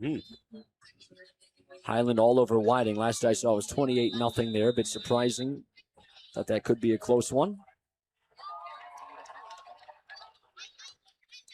This one is squibbed and taken by one of the upbacks. It was grabbed there by Xander Brown. So see if that tempts Portage to at least take a shot, or if they'll just kneel this and go to halftime. Yeah, I would imagine that was a missed hit there by the kicker. Looking to find a hole there and just kind of let that thing bounce and let your coverage team get down there to cover that up. Obviously, good, decent field position here for Portage. Do they take a shot or not? We'll see what Cody French and the Portage Indians have up their sleeve.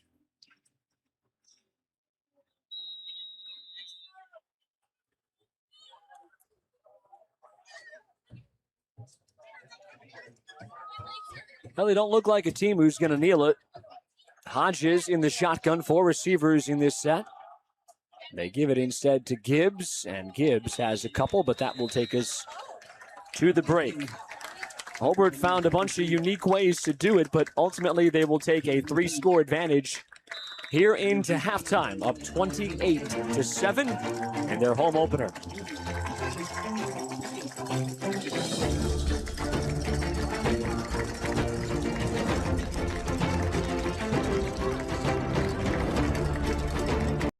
It's time for the Commissioner's Corner, an exclusive weekly conversation about Indiana high school sports with the Commissioner of the IHSAA, Paul Neidig. Now for an up-to-the-minute report about what's happening in the constantly changing world of high school sports, here's Commissioner Paul Neidig. Welcome into the Commissioner's Corner. It's our weekly conversation with the Commissioner of the IHSAA, Paul Neidig. I'm Brendan King. It's football season. We've got a lot of ball to talk about, Paul. And, of course, week 1 of the IHSAA boys football season just wrapping up. We are right into the thick of it now. It's an exciting time of year, is it not? It is. It's exciting. The lights came on Friday night, so to speak, and those Friday night lights where communities gather in that time-honored tradition of following their high school team kicked off. And I know got a lot of reports of really good football around the state, and we're just excited. I mean, there's so many things going on. All of our fall sports programs are in full swing, and it's always exciting to get back to a new school year and watch the students have an opportunity to participate with the name of their school, their community on their jersey. Well, and this time of year matters for a lot of reasons. For coaches to finally be back in game action, players the same thing, the fans getting to attend games, but also for the community, Paul. At night at 10 o'clock, 11 o'clock, these restaurants that stay open late, they're getting the business from people leaving games. It impacts the whole community. It does. It's amazing how much centers around the high school in these communities. And I mean, people I'm actually going to go out and watch the North Posey Vikings play next Friday night, where I went to high school, and some of the same people that I went to school with or that were leaning on the fence watching the game, they're going to be there again this Friday night. And that's every community around the state of Indiana. It's just so cool to see. And it's just for me, it's important that it still matters. If we didn't put education in front of athletics, it wouldn't matter as much. And we see that throughout summer competitions and things, but the high school season does. That's Paul Neidig. I'm Brendan King. It's the Commissioner's Corner. Paul, staying on the gridiron, but just another section of it. Girls flag football has been well underway for the last couple of weeks, an emerging sport, of course. So how do you see that continuing to grow? And obviously they're right in the thick of it. Well, they are. They've started the season. It's a fall sport here in Indiana, and we've got 113 schools, I believe, playing across the state of Indiana. And they're well on their way to be a fully recognized sport, which would be the 27-28 school year. And so we're excited about that. This is their last year of the emerging sport. But I tell you, we wouldn't be where we're at today without the great work that the Colts have done in support of girls flag. I mean, first of all, they're a phenomenal partner in the Indiana High School Athletic Association. They support what we do. We certainly want to support what they do. But then the work that family's put in and the money that they've used to support $1 million that they've committed to schools over the last couple of years to grow girls flag football in the state. And here we are today on the cusp of being a fully fledged IHSAA sport, and we're excited about it. It's pretty amazing. And obviously unified flag football as well continues to take steps. The pairing show for unified flag football is less than a month away from us talking at this point. So that continues to fly. On the unified specifically section of it, Paul, where does that sport continue to grow and where do you see that going? Well, we continually see growth. And, what's so phenomenal about it, it's an opportunity for students that have an intellectual disability to partner with we'll just call them other student athletes in their school and be on the same team and compete together. And, I always love the story about the student who talked about eating at a different table. But when he became part of a high school team, a high school program, he was invited to the table with all the rest of the students. And it meant so much for that kid's development and growth. And unified flag football is certainly so special and gives these kids an opportunity to be on the big stage with their teammates, with their uniform on. So we've got gridiron action from week one of IHSAA boys football. We've got girls flag football moving right along in the unified section as well. Paul, it's an exciting time of year, and there's going to be a lot to talk about here on the Commissioner's Corner. And before you know it, we're going to get to the winter as well. Before you know it, we're going to get to Lucas Oil Stadium. So looking forward to chatting all about it with you over the next few weeks, and hope you have some fun back at the alma mater next week, my man. I've always loved going back home. Talk to you next week, Paul. Very good. We'll see you soon. Thanks for listening to the Commissioner's Corner with IHSAA Commissioner Paul Neidig, and thank you for your continued support of the high schools in your community.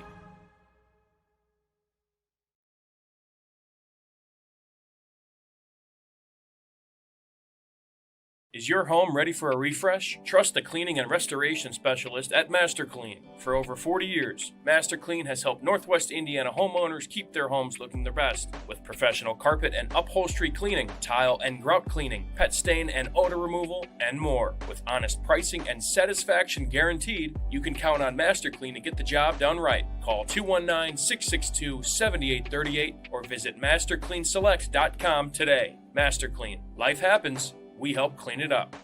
Navigating Medicare doesn't have to be overwhelming. Crown Point's Christina Churenko is a licensed insurance agent helping clients locally and nationwide with Medicare Advantage, Medicare Supplement, and separate dental, hearing, and vision options. Her personalized guidance is always free. Call Christina today at 219-444-0304 or visit KIGcares.com. KIG Senior Solutions is not connected with the federal Medicare program. Contacting this number connects you with a licensed insurance agent. This is an advertisement for insurance.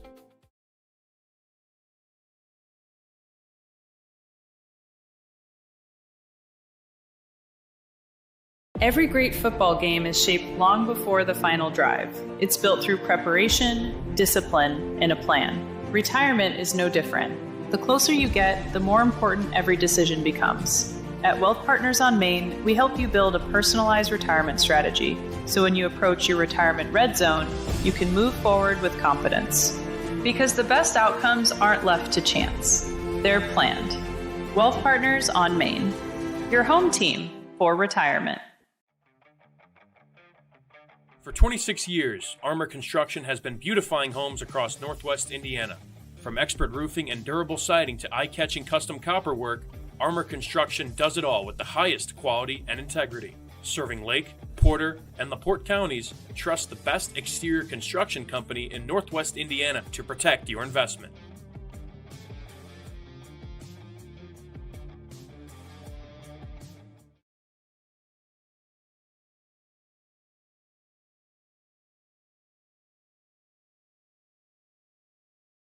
When disability prevents people from working, Attorney Joseph Nugent understands the challenges they face. Attorney Nugent knows how the Social Security disability system works.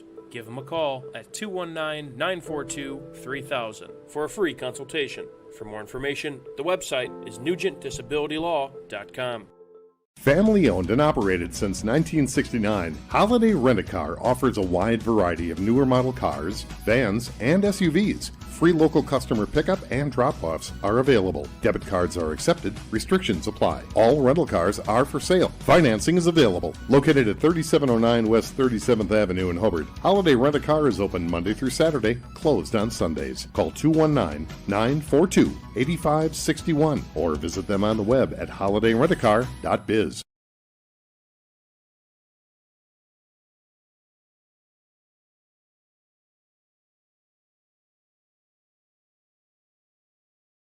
Check out the red-hot deals going on right now at Hobart Lumber Ace Hardware. While you're there, sign up for Ace Rewards and unlock more savings. Hobart Lumber Ace Hardware is open 7 days a week for all your do-it-yourself projects.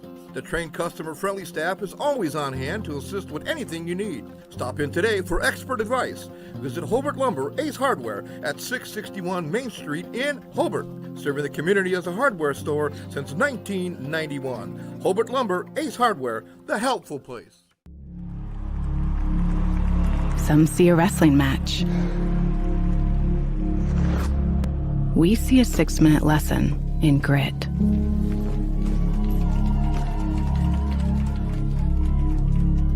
Some see a coach sending a runner home. We see a mentor guiding a student athlete into the future. Proud to keep education in front of athletics since 1903.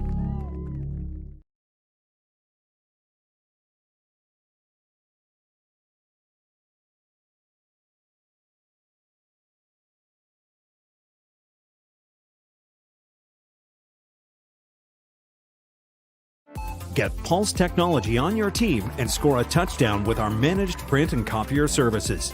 Cover your bases with our IT and technology solutions, or hit a home run with our wide selection of office supplies. Scoreboards or AV solutions from Pulse Technology. That's a slam dunk. Or go for the grand slam with our office furniture and design services. Get in touch with us today. Pulse Technology, powering Indiana business since 1919. Strack & Van Til for the win with 4 ways to save. Catch price drops on over 15,000 items and check the weekly ad for can't miss deals. Stack on the rewards program for digital coupons, points toward discounts and free products, and power up with our own brands. Keep your budget in the safety zone. Get the same great taste as national labels at lower prices. If you can't taste the difference, why pay the difference? Score big value with 4 ways to save at Strack & Van Til.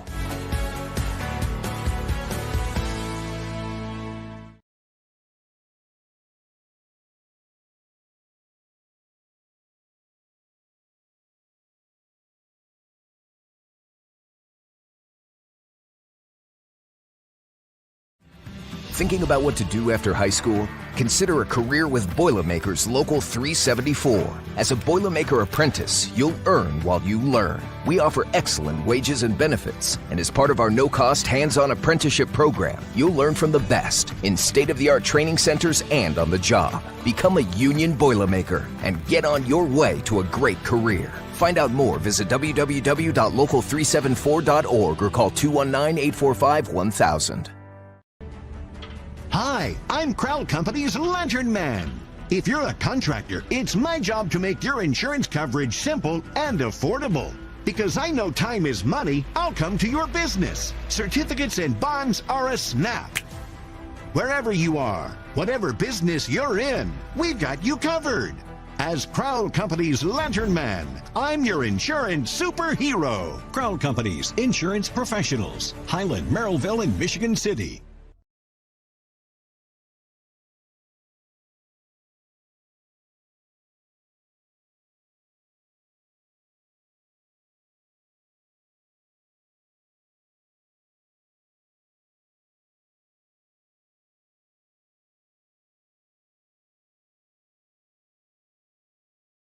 From lighting up Friday night football to powering the classrooms that shape the students of Lake County, IBEW Local 697 is proud to support our region's schools and the communities we call home.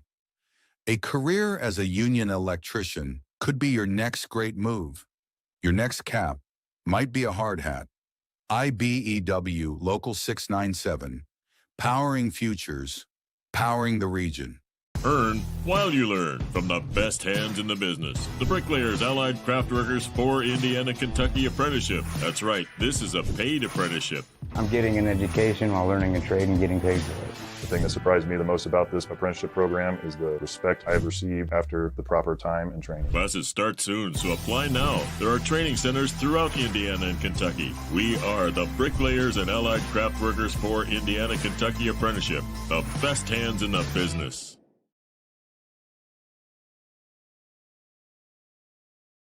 Earn as you learn as an apprentice. A solid career built on a solid legacy. For more At American Testing Services, based in Hobart, Indiana, we specialize in NDT drone inspections and heat treatment services for local mills, fab shops, and facilities across the country.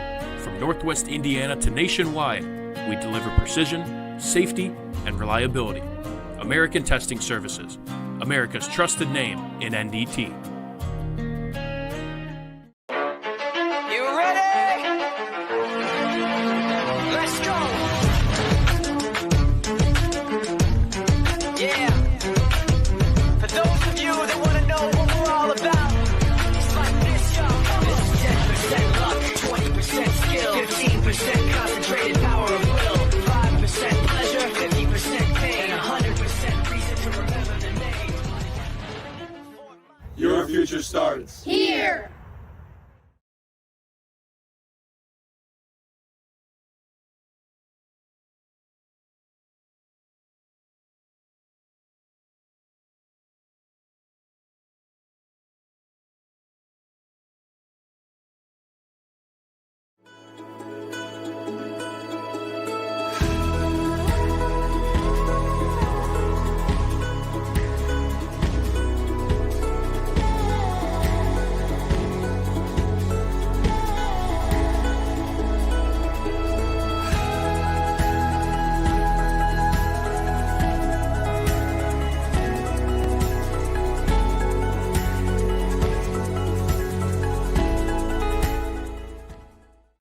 For months, it's all you've heard about.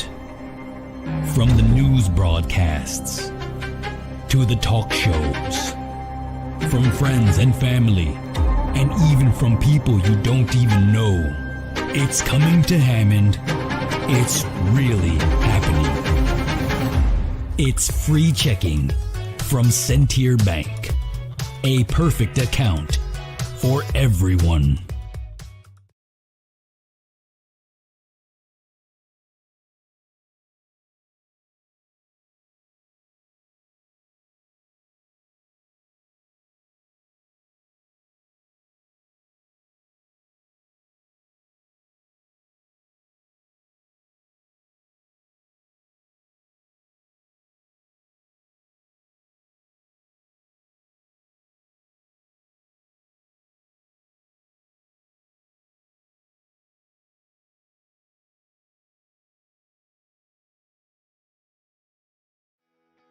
Calling all current and future homeowners in the Northwest Indiana area. Whether you're buying or selling, Brent Wright is here to make your real estate journey smooth and successful. With years of experience, personalized service, and a deep knowledge of the market, Brent will help you find the perfect place or get the best deal for your property. Call today at 219-406-7195 and take the first step toward your real estate goals. Contact Brent Wright, the right way to buy and sell real estate.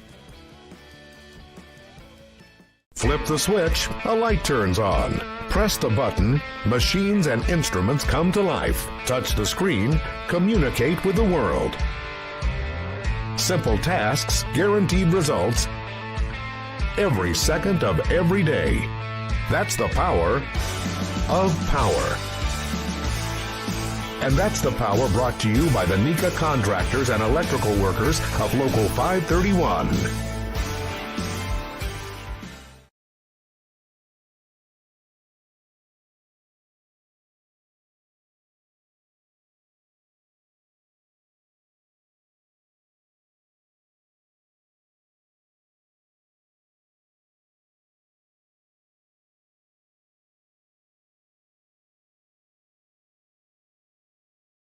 At Athletic Performance Factory in Highland, Indiana, we push you to be bigger, faster, stronger, more explosive. Challenge every muscle with our cutting-edge sand speed and agility training.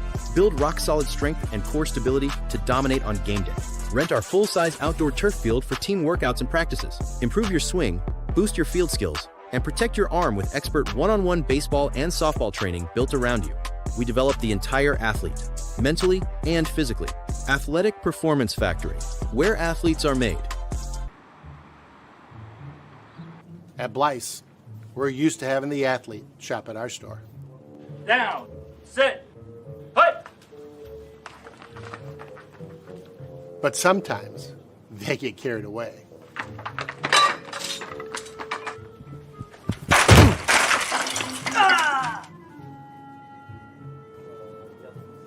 Blyce, this is where the athlete shops.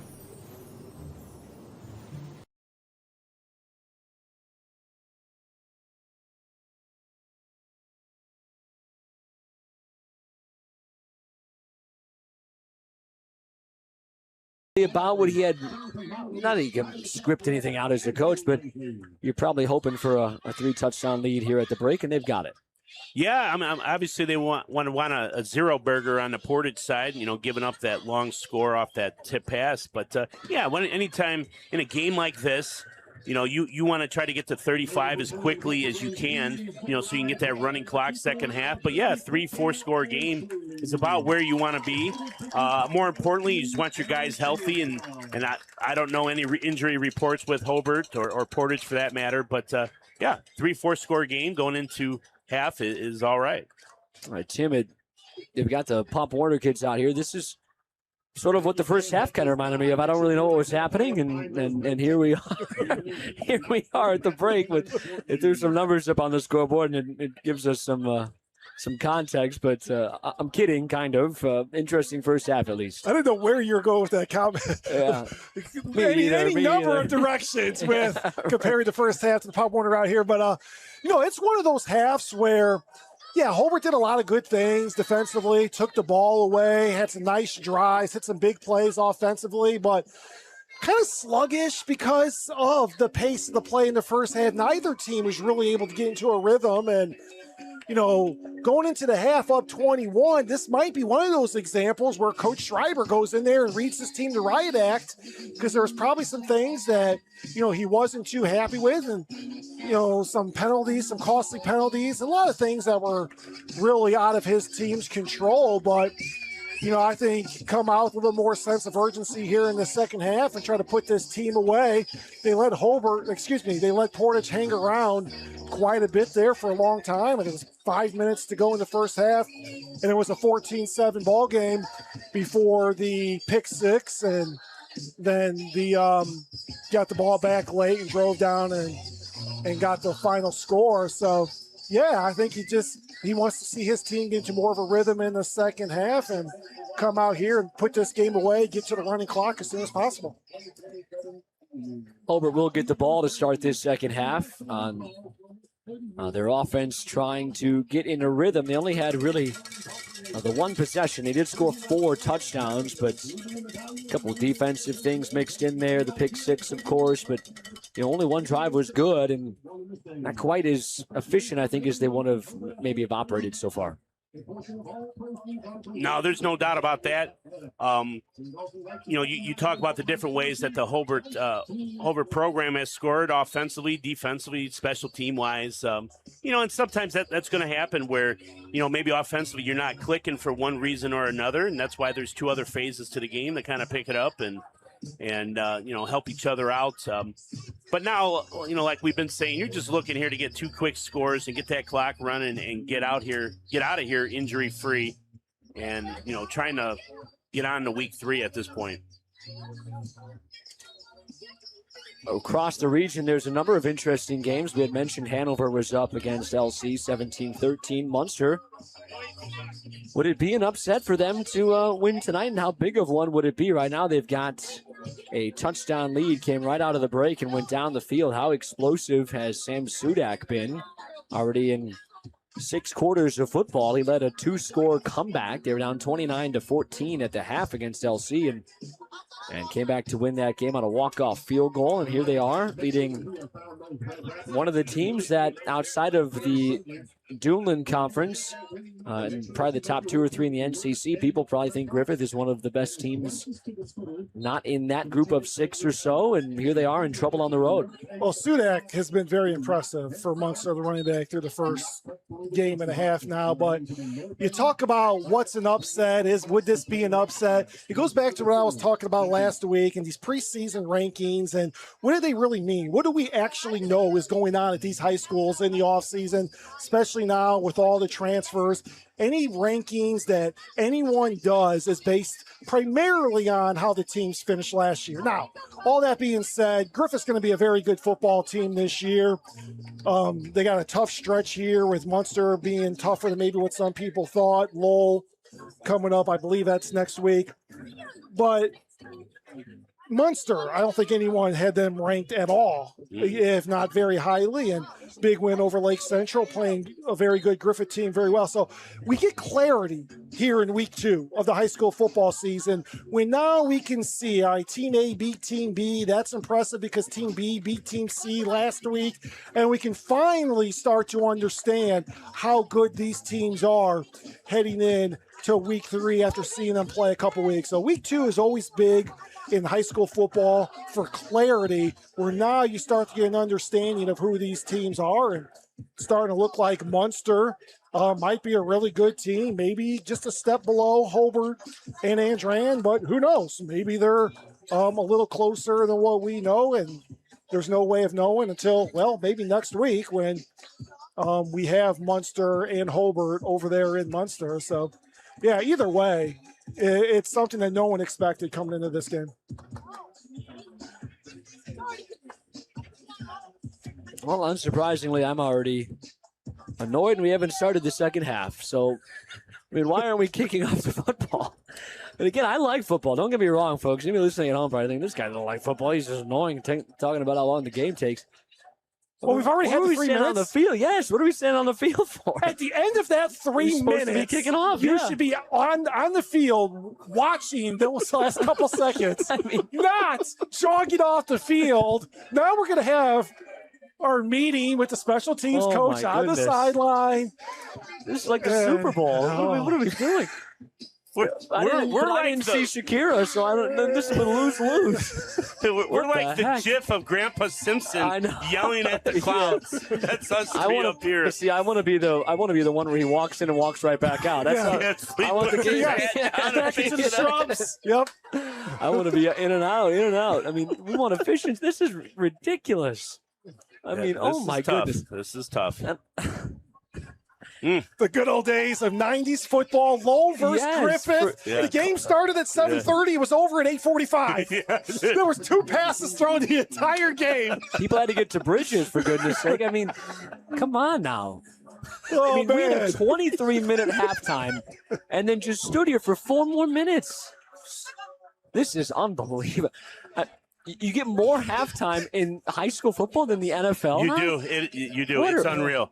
The NFL's got it dialed down in terms of NFL halftime. It's unbelievable how quick they get going. This is a disaster. Kids also play more football in the offseason at the high school level than they do in the NFL and college as well, but that's a soapbox I'll get on. Here we go. You know, well, maybe later on in this game. If it goes, let me know when you throw that soapbox out. I'll squeeze on top of that, too, because I agree with you.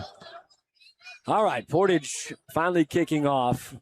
It's still Friday, right? It's not Saturday yet. Miles White is going to have good field position up near midfield. It's making me feel like Michael Kay. Remember when Derek Jeter became Mr. November because the clock struck midnight? I was thinking about that last week. I thought we might get to. It was Saturday. It was Saturday on the East Coast before my head hit the pillow. That's for sure. For sure. Well, Hobart with the football to start this second half, and they've got a 3-score lead, and they will try to get it to a 4-touchdown advantage. As Alex Tatum and company able to score a few times, 3 of them in the first 2 touchdowns, I should say, on offense, and 1 on special teams and the other on defense. And so they've got the ball at their own 48-yard line. If you're just joining us, Portage did score first, so it is 28 unanswered that have been scored by the purple and gold.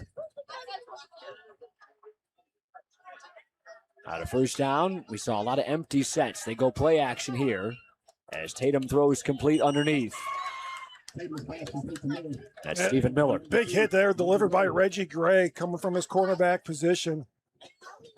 Holding the Brickies to 5-6 yard gain. Yeah, just quick out to the near sideline. I mean, that's too easy right there. That's, 6 yards? Mm-hmm.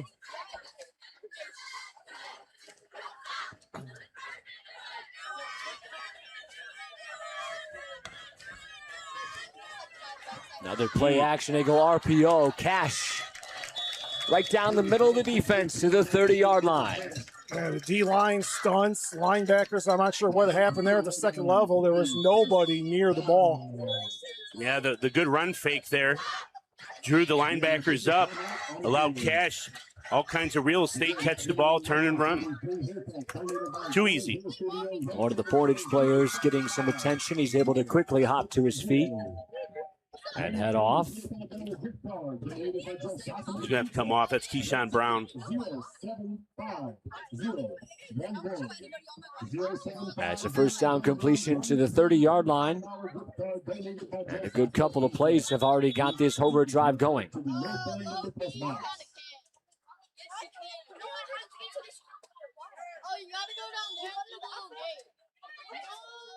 Let's go, Rob. Run that play clock. Coaches didn't have enough time at halftime for adjustments. They needed another 20 seconds there. Now I'm getting irritated. I'm hot and sweaty. Just pace of play, man. Pace of play. That's what it's about. And now we're going to see a timeout because they didn't have enough or ran an extra guy onto the field. We'll hold it here with the first down as the 30-yard line. All right, Tim, you're picking the games for the rest of the year when I come back, okay, Done. in 2 weeks, because I have made poor decisions, it seems, in the first 2 weeks. Last week was a good game, It was at a least. good game last week. Yeah, man. Don't be so hard on yourself, Sam. You're right. The last-minute change ended up being for the best. Yeah, it was. It was a good change.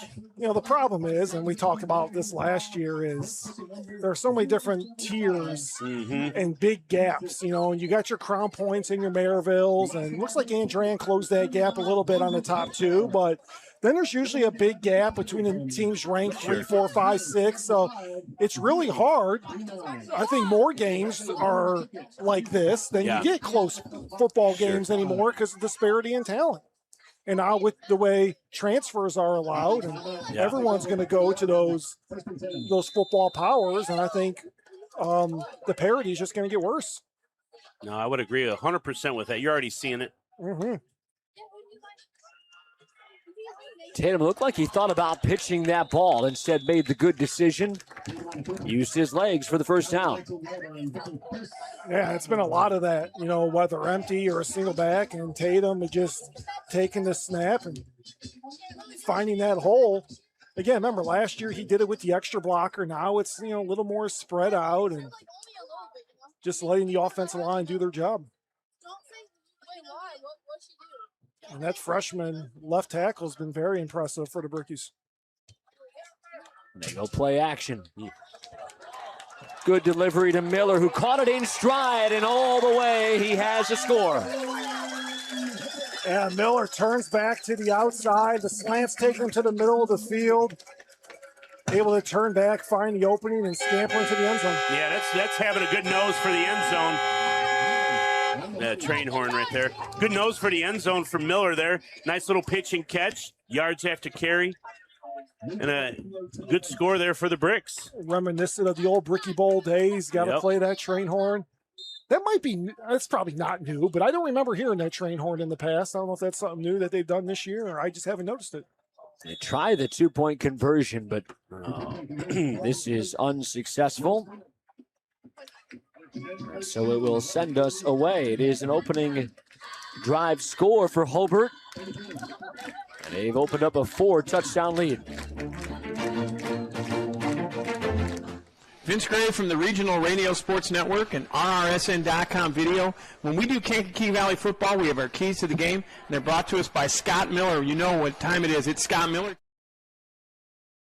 Is your home ready for a refresh? Trust the cleaning and restoration specialist at Master Clean. For over 40 years, Master Clean has helped Northwest Indiana homeowners keep their homes looking their best. With professional carpet and upholstery cleaning, tile and grout cleaning, pet stain and odor removal, and more. With honest pricing and satisfaction guaranteed, you can count on Master Clean to get the job done right. Call 219-662-7838 or visit mastercleanselect.com today. Master Clean. Life happens. We help clean it up. Navigating Medicare doesn't have to be overwhelming. Crown Point's Christina Cherenko is a licensed insurance agent helping clients locally and nationwide with Medicare Advantage, Medicare Supplement, and separate dental, hearing, and vision options. Her personalized guidance is always free. Call Christina today at 219-444-0304 or visit KIGcares.com. KIG Senior Solutions is not connected with the federal Medicare program. Contacting this number connects you with a licensed insurance agent. This is an advertisement for insurance. This is a returnable kick here for the Indians. This is Jenkins, and he is stopped at the 20.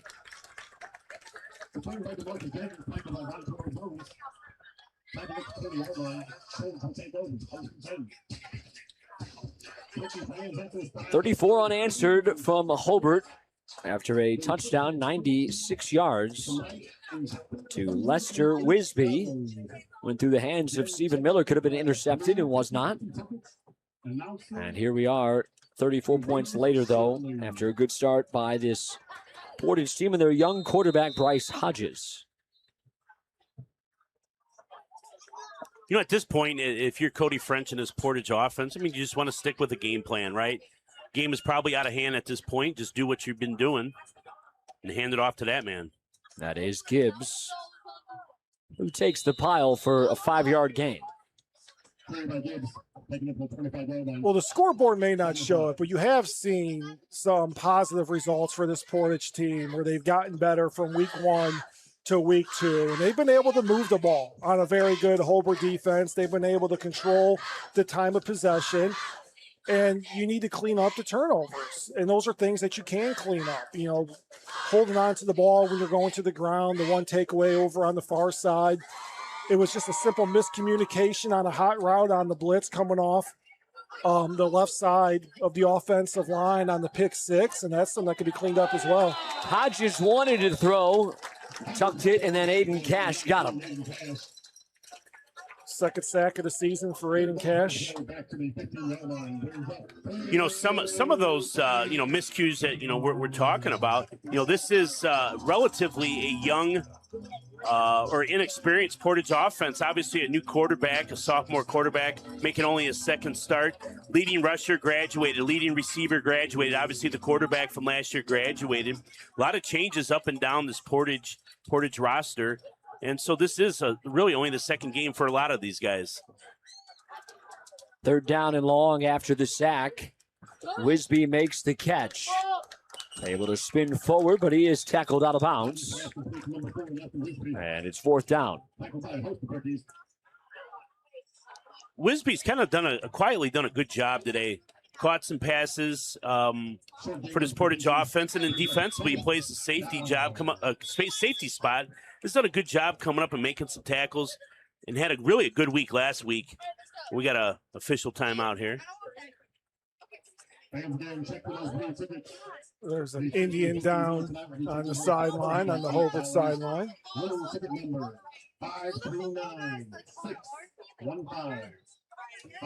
So when I was in college, if there was an injury or a cramp, you'd say move the drill down and riverside it.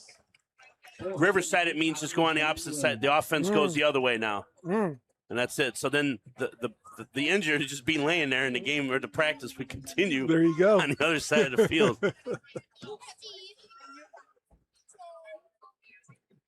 Pace of play. Pace of play, yeah.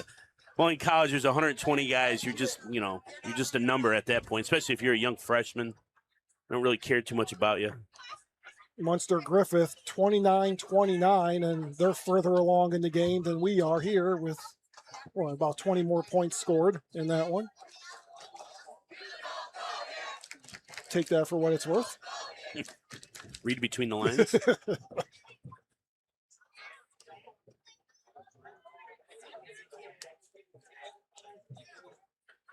Yeah, that's a Munster team that definitely got better as the year went on last year. And, you're seeing the carryover. Quietly had a great offseason. Apparently, as they're competing with a team that everyone has talked about all offseason and through the early part of this season, the Griffith Panthers, and rightfully so. I bet that's a good environment over there at the Mustang stable? But not, it's what it should be, a stable. Yeah, I'm not sure. Is that well, actually, Mustangs are wild, so they don't have stables, right? Isn't a Mustang wild? They just run? Yep. Yeah, you got to tame those Mustangs. Huh? So maybe it wouldn't be a stable. No, I don't think it would be a stable. I'm sorry, guys. I feel like I brought down professionalism tonight. Oh, we've helped you. We've been right there with you. We've steered you right down. Don't worry about it. All right. Misery loves company. That's right. We all get a break from each other next week. We do. I don't know if we'll enjoy that more or the viewers will. At this rate, it's a toss-up as this one got away. That's Espinoza back there to look like a false start, but the officials let him play through it, and it turns into a complete disaster for Hobart. I'll be at Munster next week following this Hobart team over there. Who do they have next Looking week? forward to that one. Hobart and Munster. Oh, Hobart and Munster. Yeah, so I'll be going with the That could be a good game. Yeah, that will be a good one. Yeah. Well, it'll be another one of those tests to see. Sure. It'll tell you how good Griffith is and how good Hobart is, or how good Munster is, just in that one matchup. They fake the screen to the left, go back to Cash here in the middle, who lowers the pads. It's got a nice gain, but they're playing behind the sticks. I'll tell you what, Reggie Gray's a brave man. I'm not going high against Aiden Cash. I'm going low and just hoping for the best.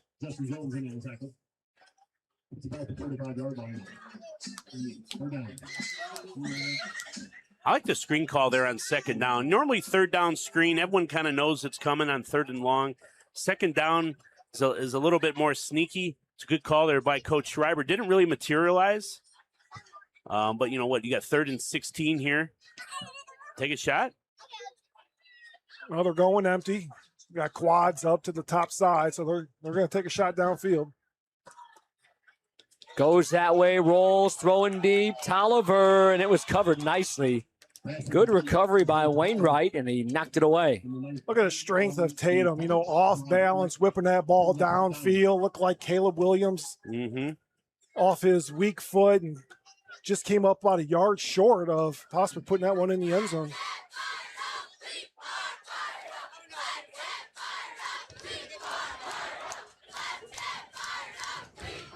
Got to do a broadcast with Sam when we don't mention that other guy. We have to mention Caleb Williams. I was going to say, what happened to Patrick Mahomes? I mean, come on. We were trying to go a week without mentioning. Old news. There's a new sheriff in town. Oh, okay. I'll leave it. Give us an opportunity, man. We've hadn't had a quarterback in a while. Jay Cutler, right? In a while. Good return by Wisby to the 35. And Portage will have their offense out there with under 7 left in the third quarter.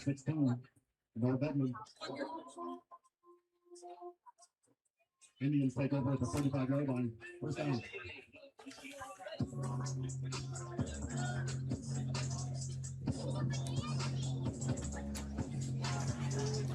But again, another nice stop by the Portage defense. And you look back at that first half, it was 14-7 with 5.5 minutes to go before Hobart ran off 14 points in the last 5 minutes.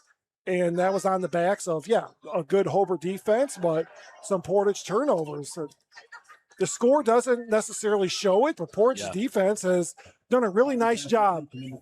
They have lost the field position battle. Their offense has put them in some very short fields, some very bad spots off turnovers.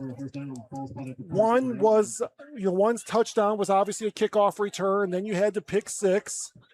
So the defense has done a much better job than, the 34-7 score would indicate.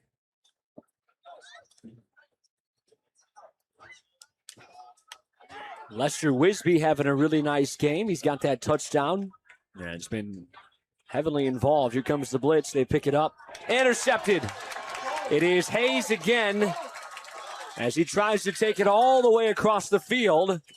And Kevin Hayes has gotten Hobart back to football. Third interception of the year for Kevin Hayes, second tonight. So another weapon in that defensive backfield of the Brickies. Good timely blitz there by the outside linebacker, that strong safety type. Off the top side, wide side of the field there by Hobart. Forced that quick throw, errant throw. And this Hobart defense capitalizes, giving good field position to the Bricky offense.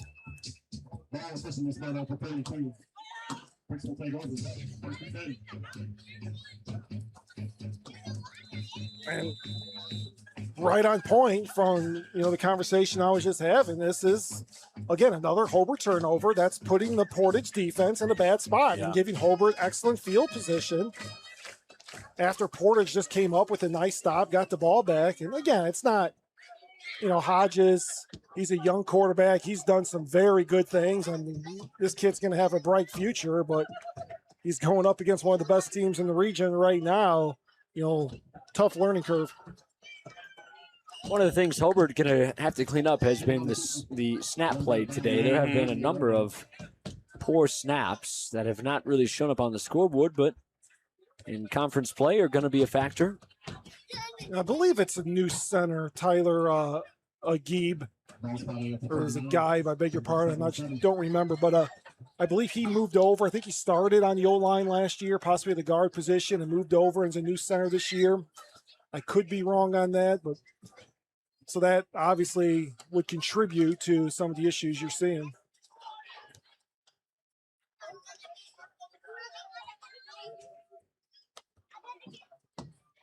They give it here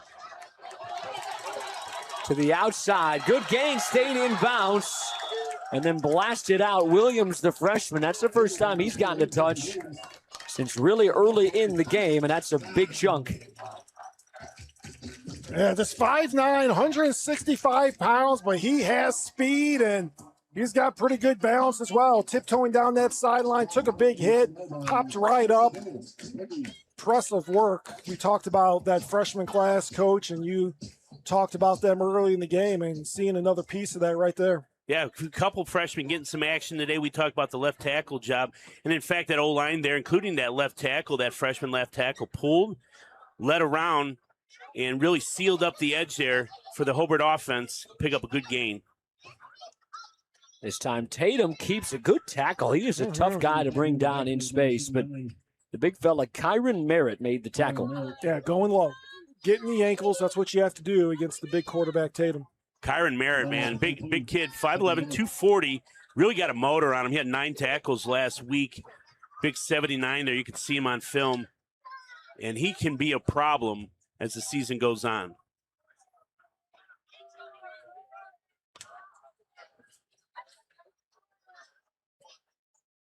Haven't seen a lot of Miles White in the backfield other than early in the first quarter.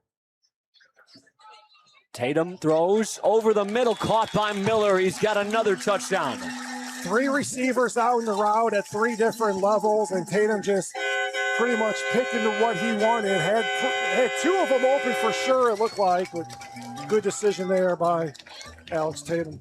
Yeah, just rolling out to his weak side is Tatum. Kind of dealer's choice there. Good job just sitting in the hole for Miller, just finding a spot. Tatum delivers, and another score and an important 2-point conversion here for the Bricks.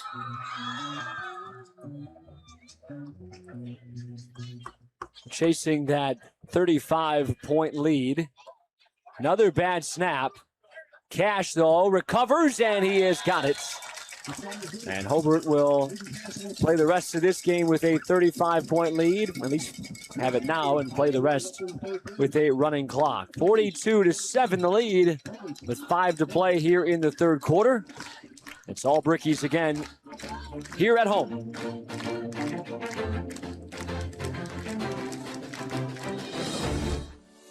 Tech Credit Union supports the essential role of union labor in building strong communities. That's why we offer hassle-free banking, financial empowerment, and a commitment to your success. Save for the future, handle life's challenges, and trust a partner that stands by hardworking union members. Tech Credit Union, the better option for you and your money.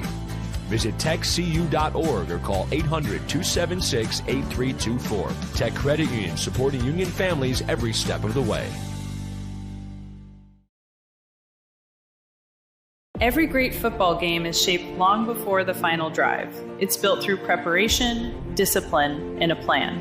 Retirement is no different. The closer you get, the more important every decision becomes. At Wealth Partners on Main, we help you build a personalized retirement strategy, so when you approach your retirement red zone, you can move forward with confidence. Because the best outcomes aren't left to chance. They're planned. Wealth Partners on Main, your home team for retirement.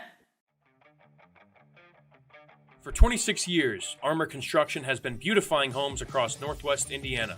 From expert roofing and durable siding to eye-catching custom copper work, Armor Construction does it all with the highest quality and integrity. Serving Lake, Porter, and LaPorte counties, trust the best exterior construction company in Northwest Indiana to protect your investment.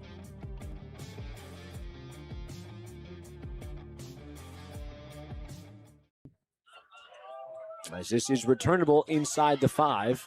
It's Wainwright who has had a couple of opportunities back there, and he is stopped at the 25-yard line. And Hobart special teams has been so good today, swarming to the football. I think this actually is the best field position, at least one of the best starting field positions of the game for Portage, getting the ball out to the 25-yard line. You know, as the season goes on, man, special teams are so important. You start getting into postseason where every point matters, extra points matter, field position is huge. And Hobart has really done a good job today, special team-wise, outside of the extra point.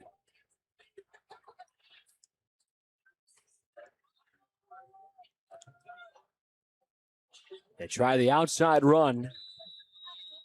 And that was Wainwright who just returned that kickoff. And he is going to lose a yard on the play. 2nd and 10. Fletchy, short loss, 2nd and 11.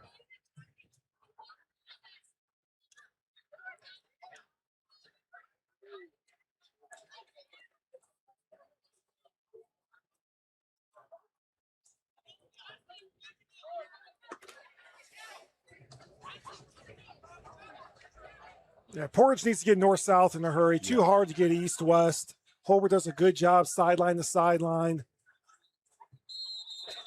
And that snap took Hodges to the ground.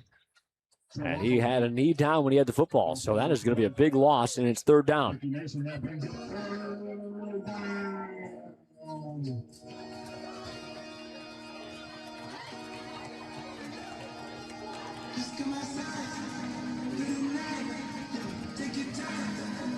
Third and long has been costly for this Portage offense. We talked about trying to stay on schedule all day, and every time they've been behind the sticks, something bad has happened. Except for one, and that was the 95-yard touchdown. So I stand corrected. But otherwise. Hodges looking near side into double coverage. And the defense comes up with another takeaway. That's the third interception of this game. I want to see that. I think that's Espinosa who got the INT. I wonder if it came down on the ball. Yeah, I think he got crunched up a little bit with his leg. He was kind of being spun over, and I think the receiver went underneath and brought his leg with him. You saw all that? I didn't see all that. I saw something. I'm just kind of making it up to a degree, but yeah, it kind of looked like that the receiver rolled down and took his legs with him. And that interception is probably the first bad decision that Hodges has made leading to an interception. Yeah. The other two were miscommunications. You know, not on the same page of the receivers. This one he throws into double coverage. You know, that one he needs to throw away or tuck and run. But they've taken their shots downfield, and they've had receivers get open in the secondary that Hodges has just overshot, you know, by a couple yards. Portage has been that close. Yeah. You know, you talk about game of inches. They've been, you know, within a yard or two on completing some deep passes where they would have had 2 or 3 more scores in this game. And you get any one of those, who knows? You know, you talk about the momentum and, you know, how Hobart changes. So you're seeing some positive things is the point I'm making from this Portage team. And, you know, it's going to take time. Cody French has won everywhere he's been. You know, 6-4 his first year at Calumet, then the 9-2. Michigan City goes 6-5, 3-7, 8-4 last year, wins a sectional.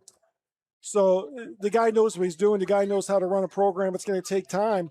It's just you're in the Duneland Athletic Conference. Things aren't going to get any easier. You look next week, Lake Central's probably your best opportunity to get a win, but Lake Central's going to be thinking the exact same thing. Absolutely. I'm not sure what the score on the last we heard. They were trailing Hanover Central.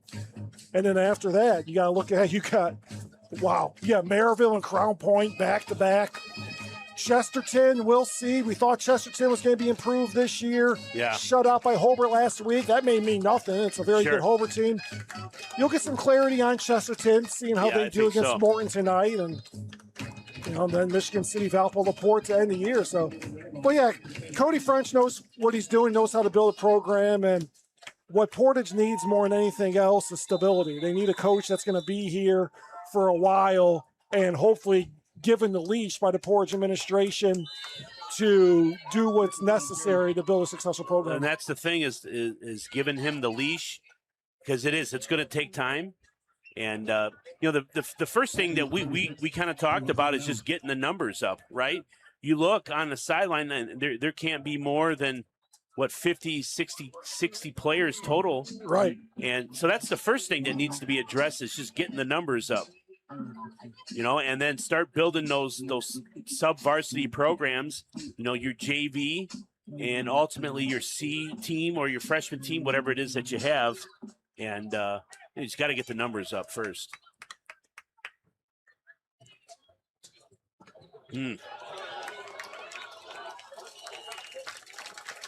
Chesterton leads Morton 21-14, 7 minutes to play in the fourth quarter.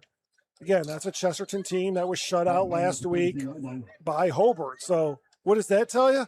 That just tells you how good Hobart is. Yes, absolutely. I mean, if your eyes aren't working, Hobart's a very good football team, and you know, they got, I think, their biggest threat in 4A in that sectional. You know, obviously you got Morton and Lowell. And you see how Morton's doing against Chesterton tells you Hobart's probably 2-3 scores better than Morton at this point.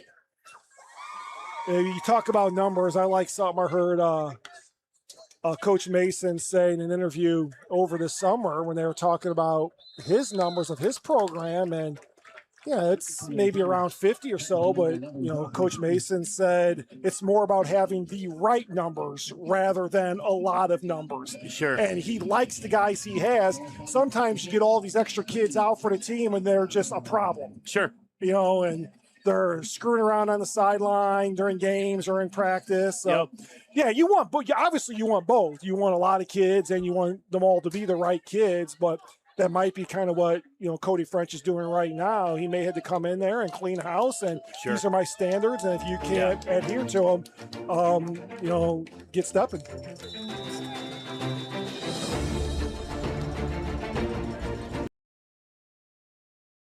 When disability prevents people from working, Attorney Joseph Nugent understands the challenges they face. Attorney Nugent knows how the Social Security disability system works. Give him a call at 219-942-3000 for a free consultation. For more information, the website is nugentdisabilitylaw.com.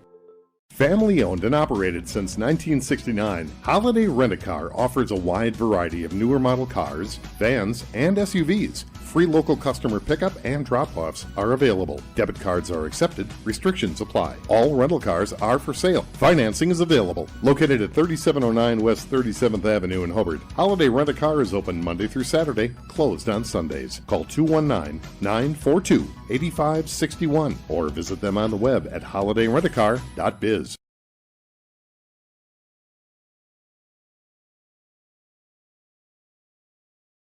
Check out the red-hot deals going on right now at Hobart Lumber Ace Hardware. While you're there, sign up for Ace Rewards and unlock more savings. Hobart Lumber Ace Hardware is open 7 days a week for all your do-it-yourself projects. The trained customer-friendly staff is always on hand to assist with anything you need. Stop in today for expert advice. Visit Hobart Lumber Ace Hardware at 661 Main Street in Hobart, serving the community as a hardware store since 1991. We did Hobart 2 or 3 more times the rest of the year, and I don't think I ever saw him run the ball again. And then I was a little surprised when I got the depth chart this year that he wasn't on there. Very talented kid, great athlete. Again, we're not there every day in practice. We don't know. There's reasons why, some kids, get more playing time than others, and there's a lot of things that go into that. But every time I've seen Luke Richardson get an opportunity, he's made the most of it. He's got another one here. Taking some guys with him, too. He's got a nice gain inside the 10.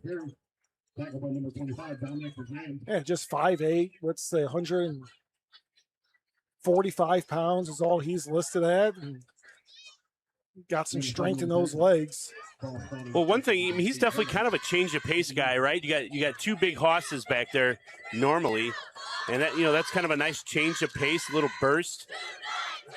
Between the tackles or even to the outside. So definitely.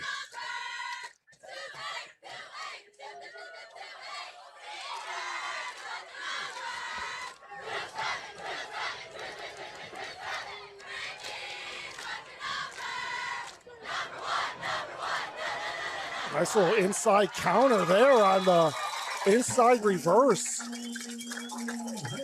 And Aiden Mahalik has the latest Bricky touchdown.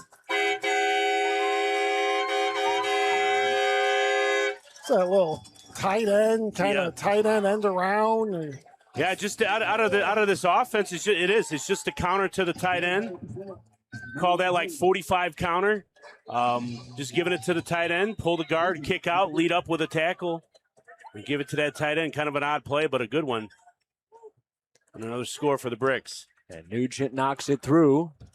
9:36 left in the game, and it's 49 unanswered here for the Brickies on their home turf. Well, Tim, we've seen a lot of these teams, as we mentioned. We saw in Train last week, seen Hobart this week. Are they the 2 best teams? And if they are, how even could this NCC matchup be throughout the year? Well, along with Lowell, they were the 2 best teams last year. And, Lowell graduated a little more talent than Hobart and Andran did, and Hobart and Andran bring a lot back.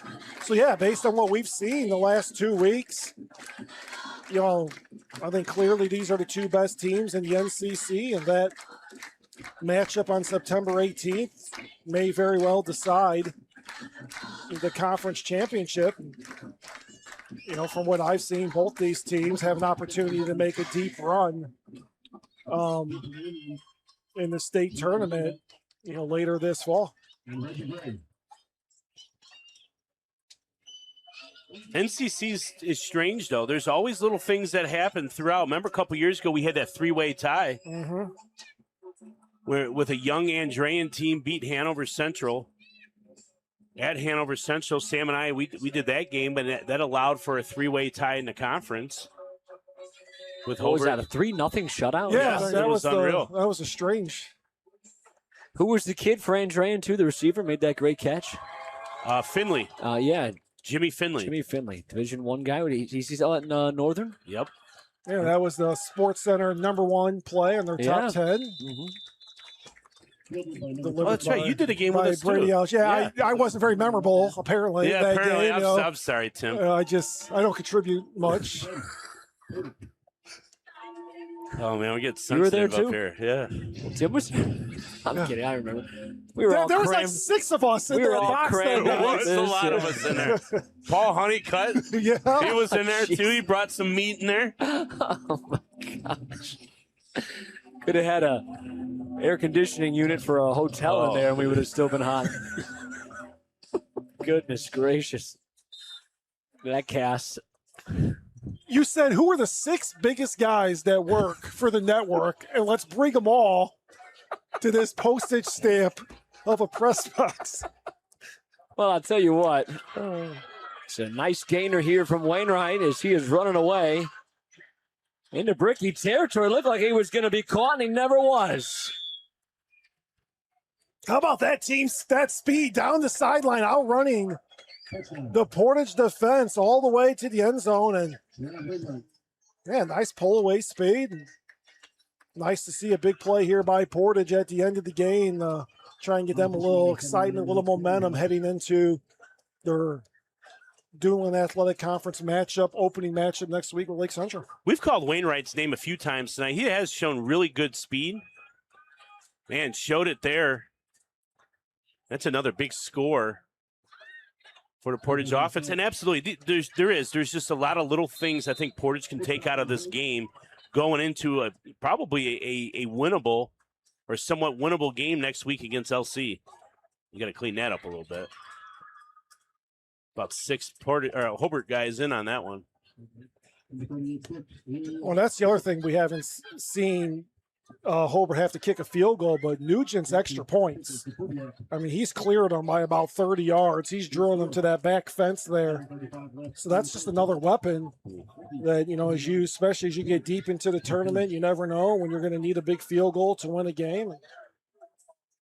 Yeah, at some point, that weapon talked about, he's a new kicker this year coming on, and he looks like he's up to the task. Well, obviously, Hobart's got probably one of the best kicking coaches, in the area, if not in the state, in Bill Monolopoulos, the IU grad. Obviously, on some of those Hobart teams in the late 80s, early 90s, some of those state championship teams was a key contributor in those games. And Bill's a heck of a guy and a really good coach. Have y'all done the 50-50 yet? When do y'all do it? I think somebody thinks for the PA announcer here. You'd be surprised how often that happens. Tell him we already called it. She didn't win. We'll get it all figured out. That's what this has turned into. Who knows the difference? You may have to answer to Adam Hudak on the best kicking coach in the region. He might take some offense to that. I'm sure he will. Or his dad, really. His dad's the one who's really behind. He was behind him. And yep. No, just another great one.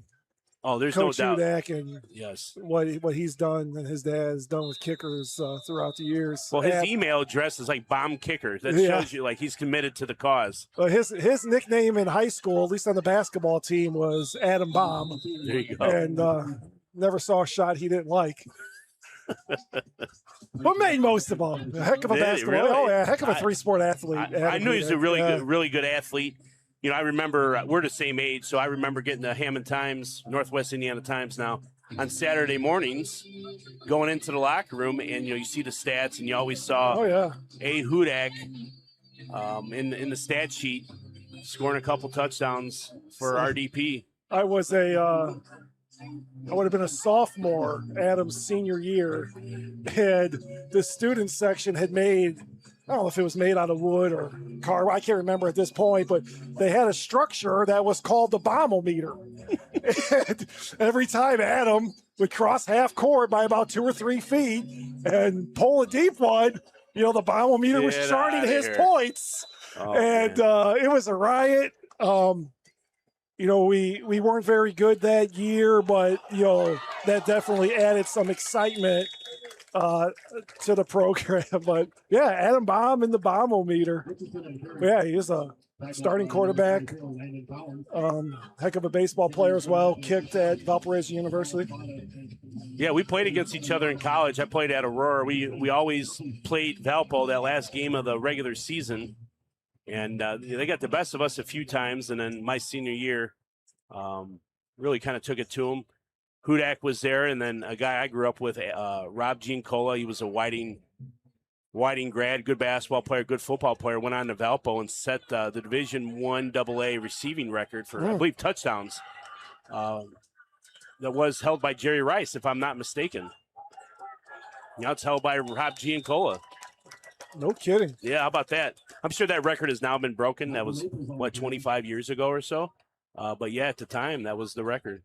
I believe it was touchdowns. How about that? We're just dropping some knowledge up here, man. I love it. Right?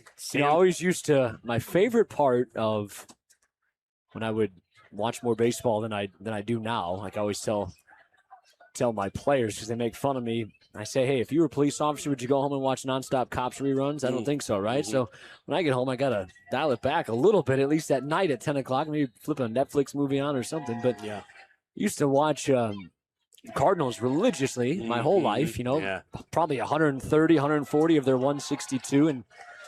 And to me, he was a guy who was much maligned in his years on Fox with Joe Buck doing the World Series. That was Tim McCarver, but it was awesome for me as a guy who was a Cardinals fan. Tim McCarver played for the Cardinals. The guy who was the play-by-play guy at the time, Dan McLaughlin, lifelong Cardinals fan, so he could recall knowledge from then. And he would just sit there when the games would get a little bit lopsided like this one, and he would tell stories about Bob Gibson and all these different things. And I've told this one probably many times, but my favorite all time was when he told a much longer version of the story, but basically he took a mound visit. Gibson didn't know he was coming out. He's kind of messing around behind the mound, turns around, sees McCarver standing there. And he said, what the hell are you doing out here? The only thing you know about pitching is it's hard to hit. Not get back behind the plate. And that is, when you get stories like that, like those, I remember that just as much as a big win. And when I was 12 years old, a walk-off or something. I mean, that is classic. And you have to respect that kind of stuff. Well, that's one of the things is those legendary announcers, the Bob Ukers and the Vince Scully's and such, they can sit there and tell stories. Even Hawk Harrelson, however you feel about him.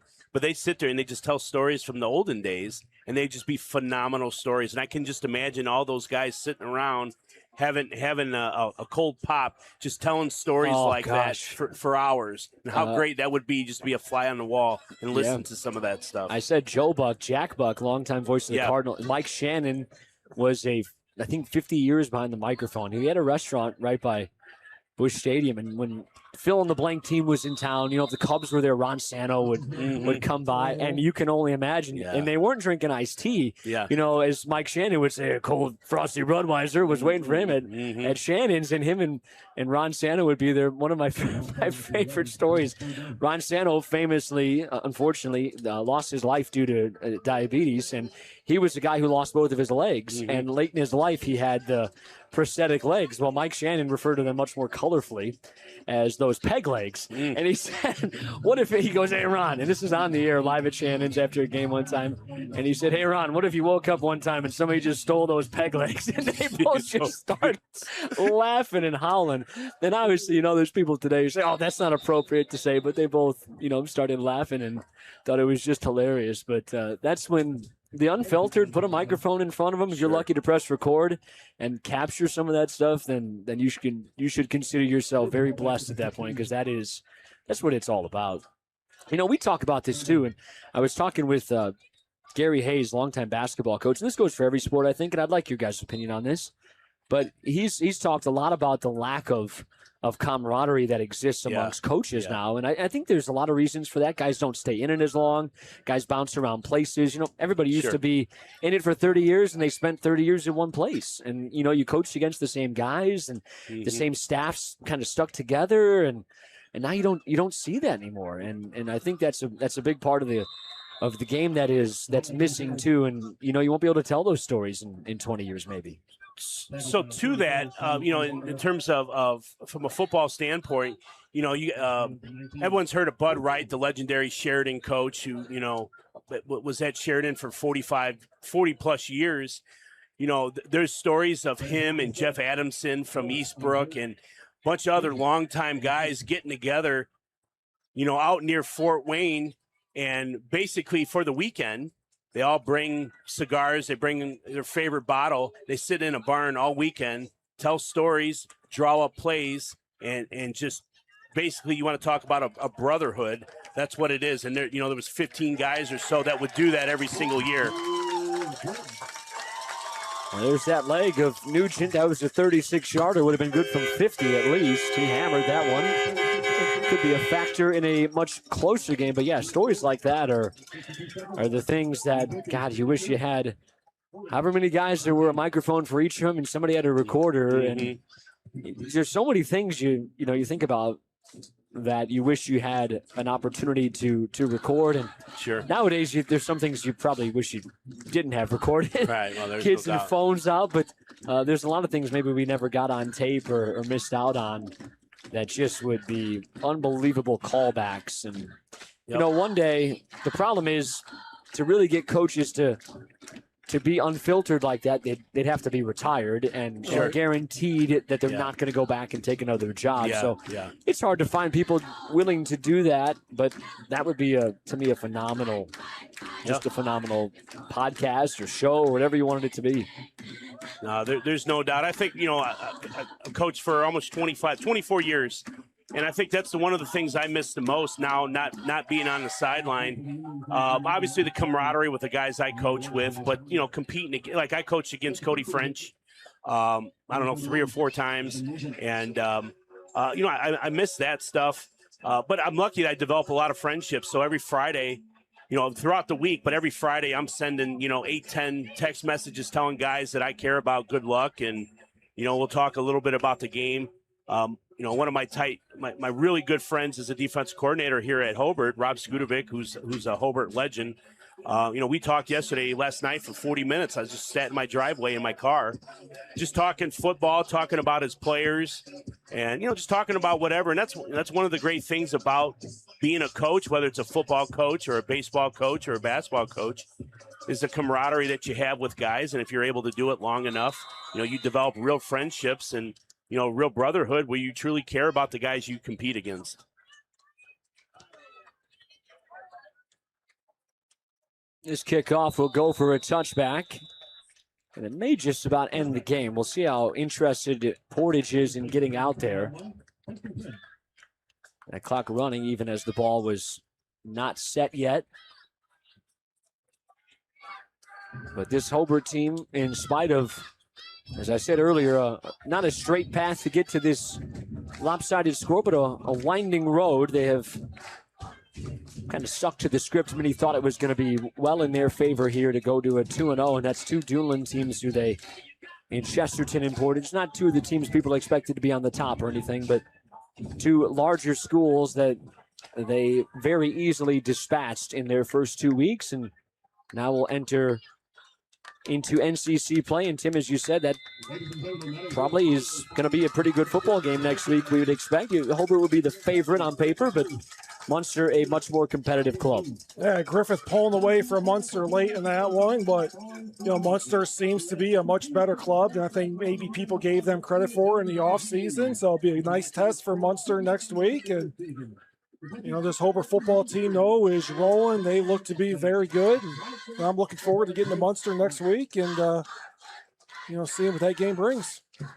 Coach, always fun to work with you. I think for a lot of the rest of the year, we're kind of splitting ourselves up. But I think we're all together for the Hobart-Andrean game, if I remember correctly. Yeah. And I think then that's it. And then we'll come back together, I imagine, for the postseason. Sounds like a plan. We'll see where the schedule takes us. You never know what. Oh, no, you're right. Audibles get called. Yeah, very much. So always good to work with you, Tim. Always a pleasure. I will see you in a couple of weeks. Enjoy the game next week, both of you guys, and I'll be back in week 4. For our entire crew, guys I just mentioned, I'm Sam Michael. Thanks to the guys here under Greg Crouch's direction for producing here at the Brickyard. It's a 52-14 winner for the home team.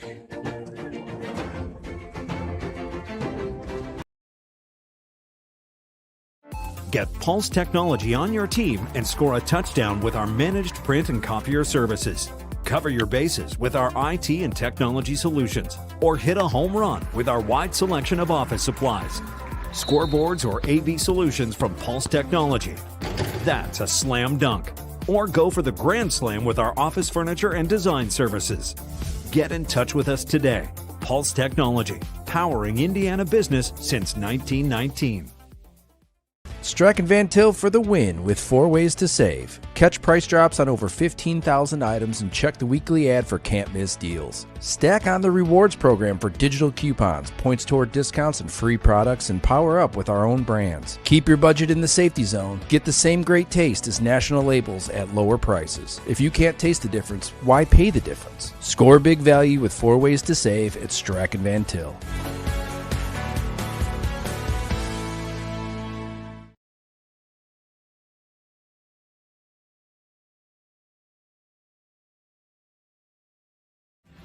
Thinking about what to do after high school? Consider a career with Boilermakers Local 374. As a Boilermaker apprentice, you'll earn while you learn. We offer excellent wages and benefits, and as part of our no-cost hands-on apprenticeship program, you'll learn from the best in state-of-the-art training centers and on the job. Become a union Boilermaker and get on your way to a great career. Find out more, visit www.local374.org or call 219-845-1000. Hi, I'm Crowell Company's Lantern Man. If you're a contractor, it's my job to make your insurance coverage simple and affordable. Because I know time is money, I'll come to your business. Certificates and bonds are a snap. Wherever you are, whatever business you're in, we've got you covered. As Crowell Company's Lantern Man, I'm your insurance superhero. Crowell Company's Insurance Professionals, Highland, Merrillville, and Michigan City.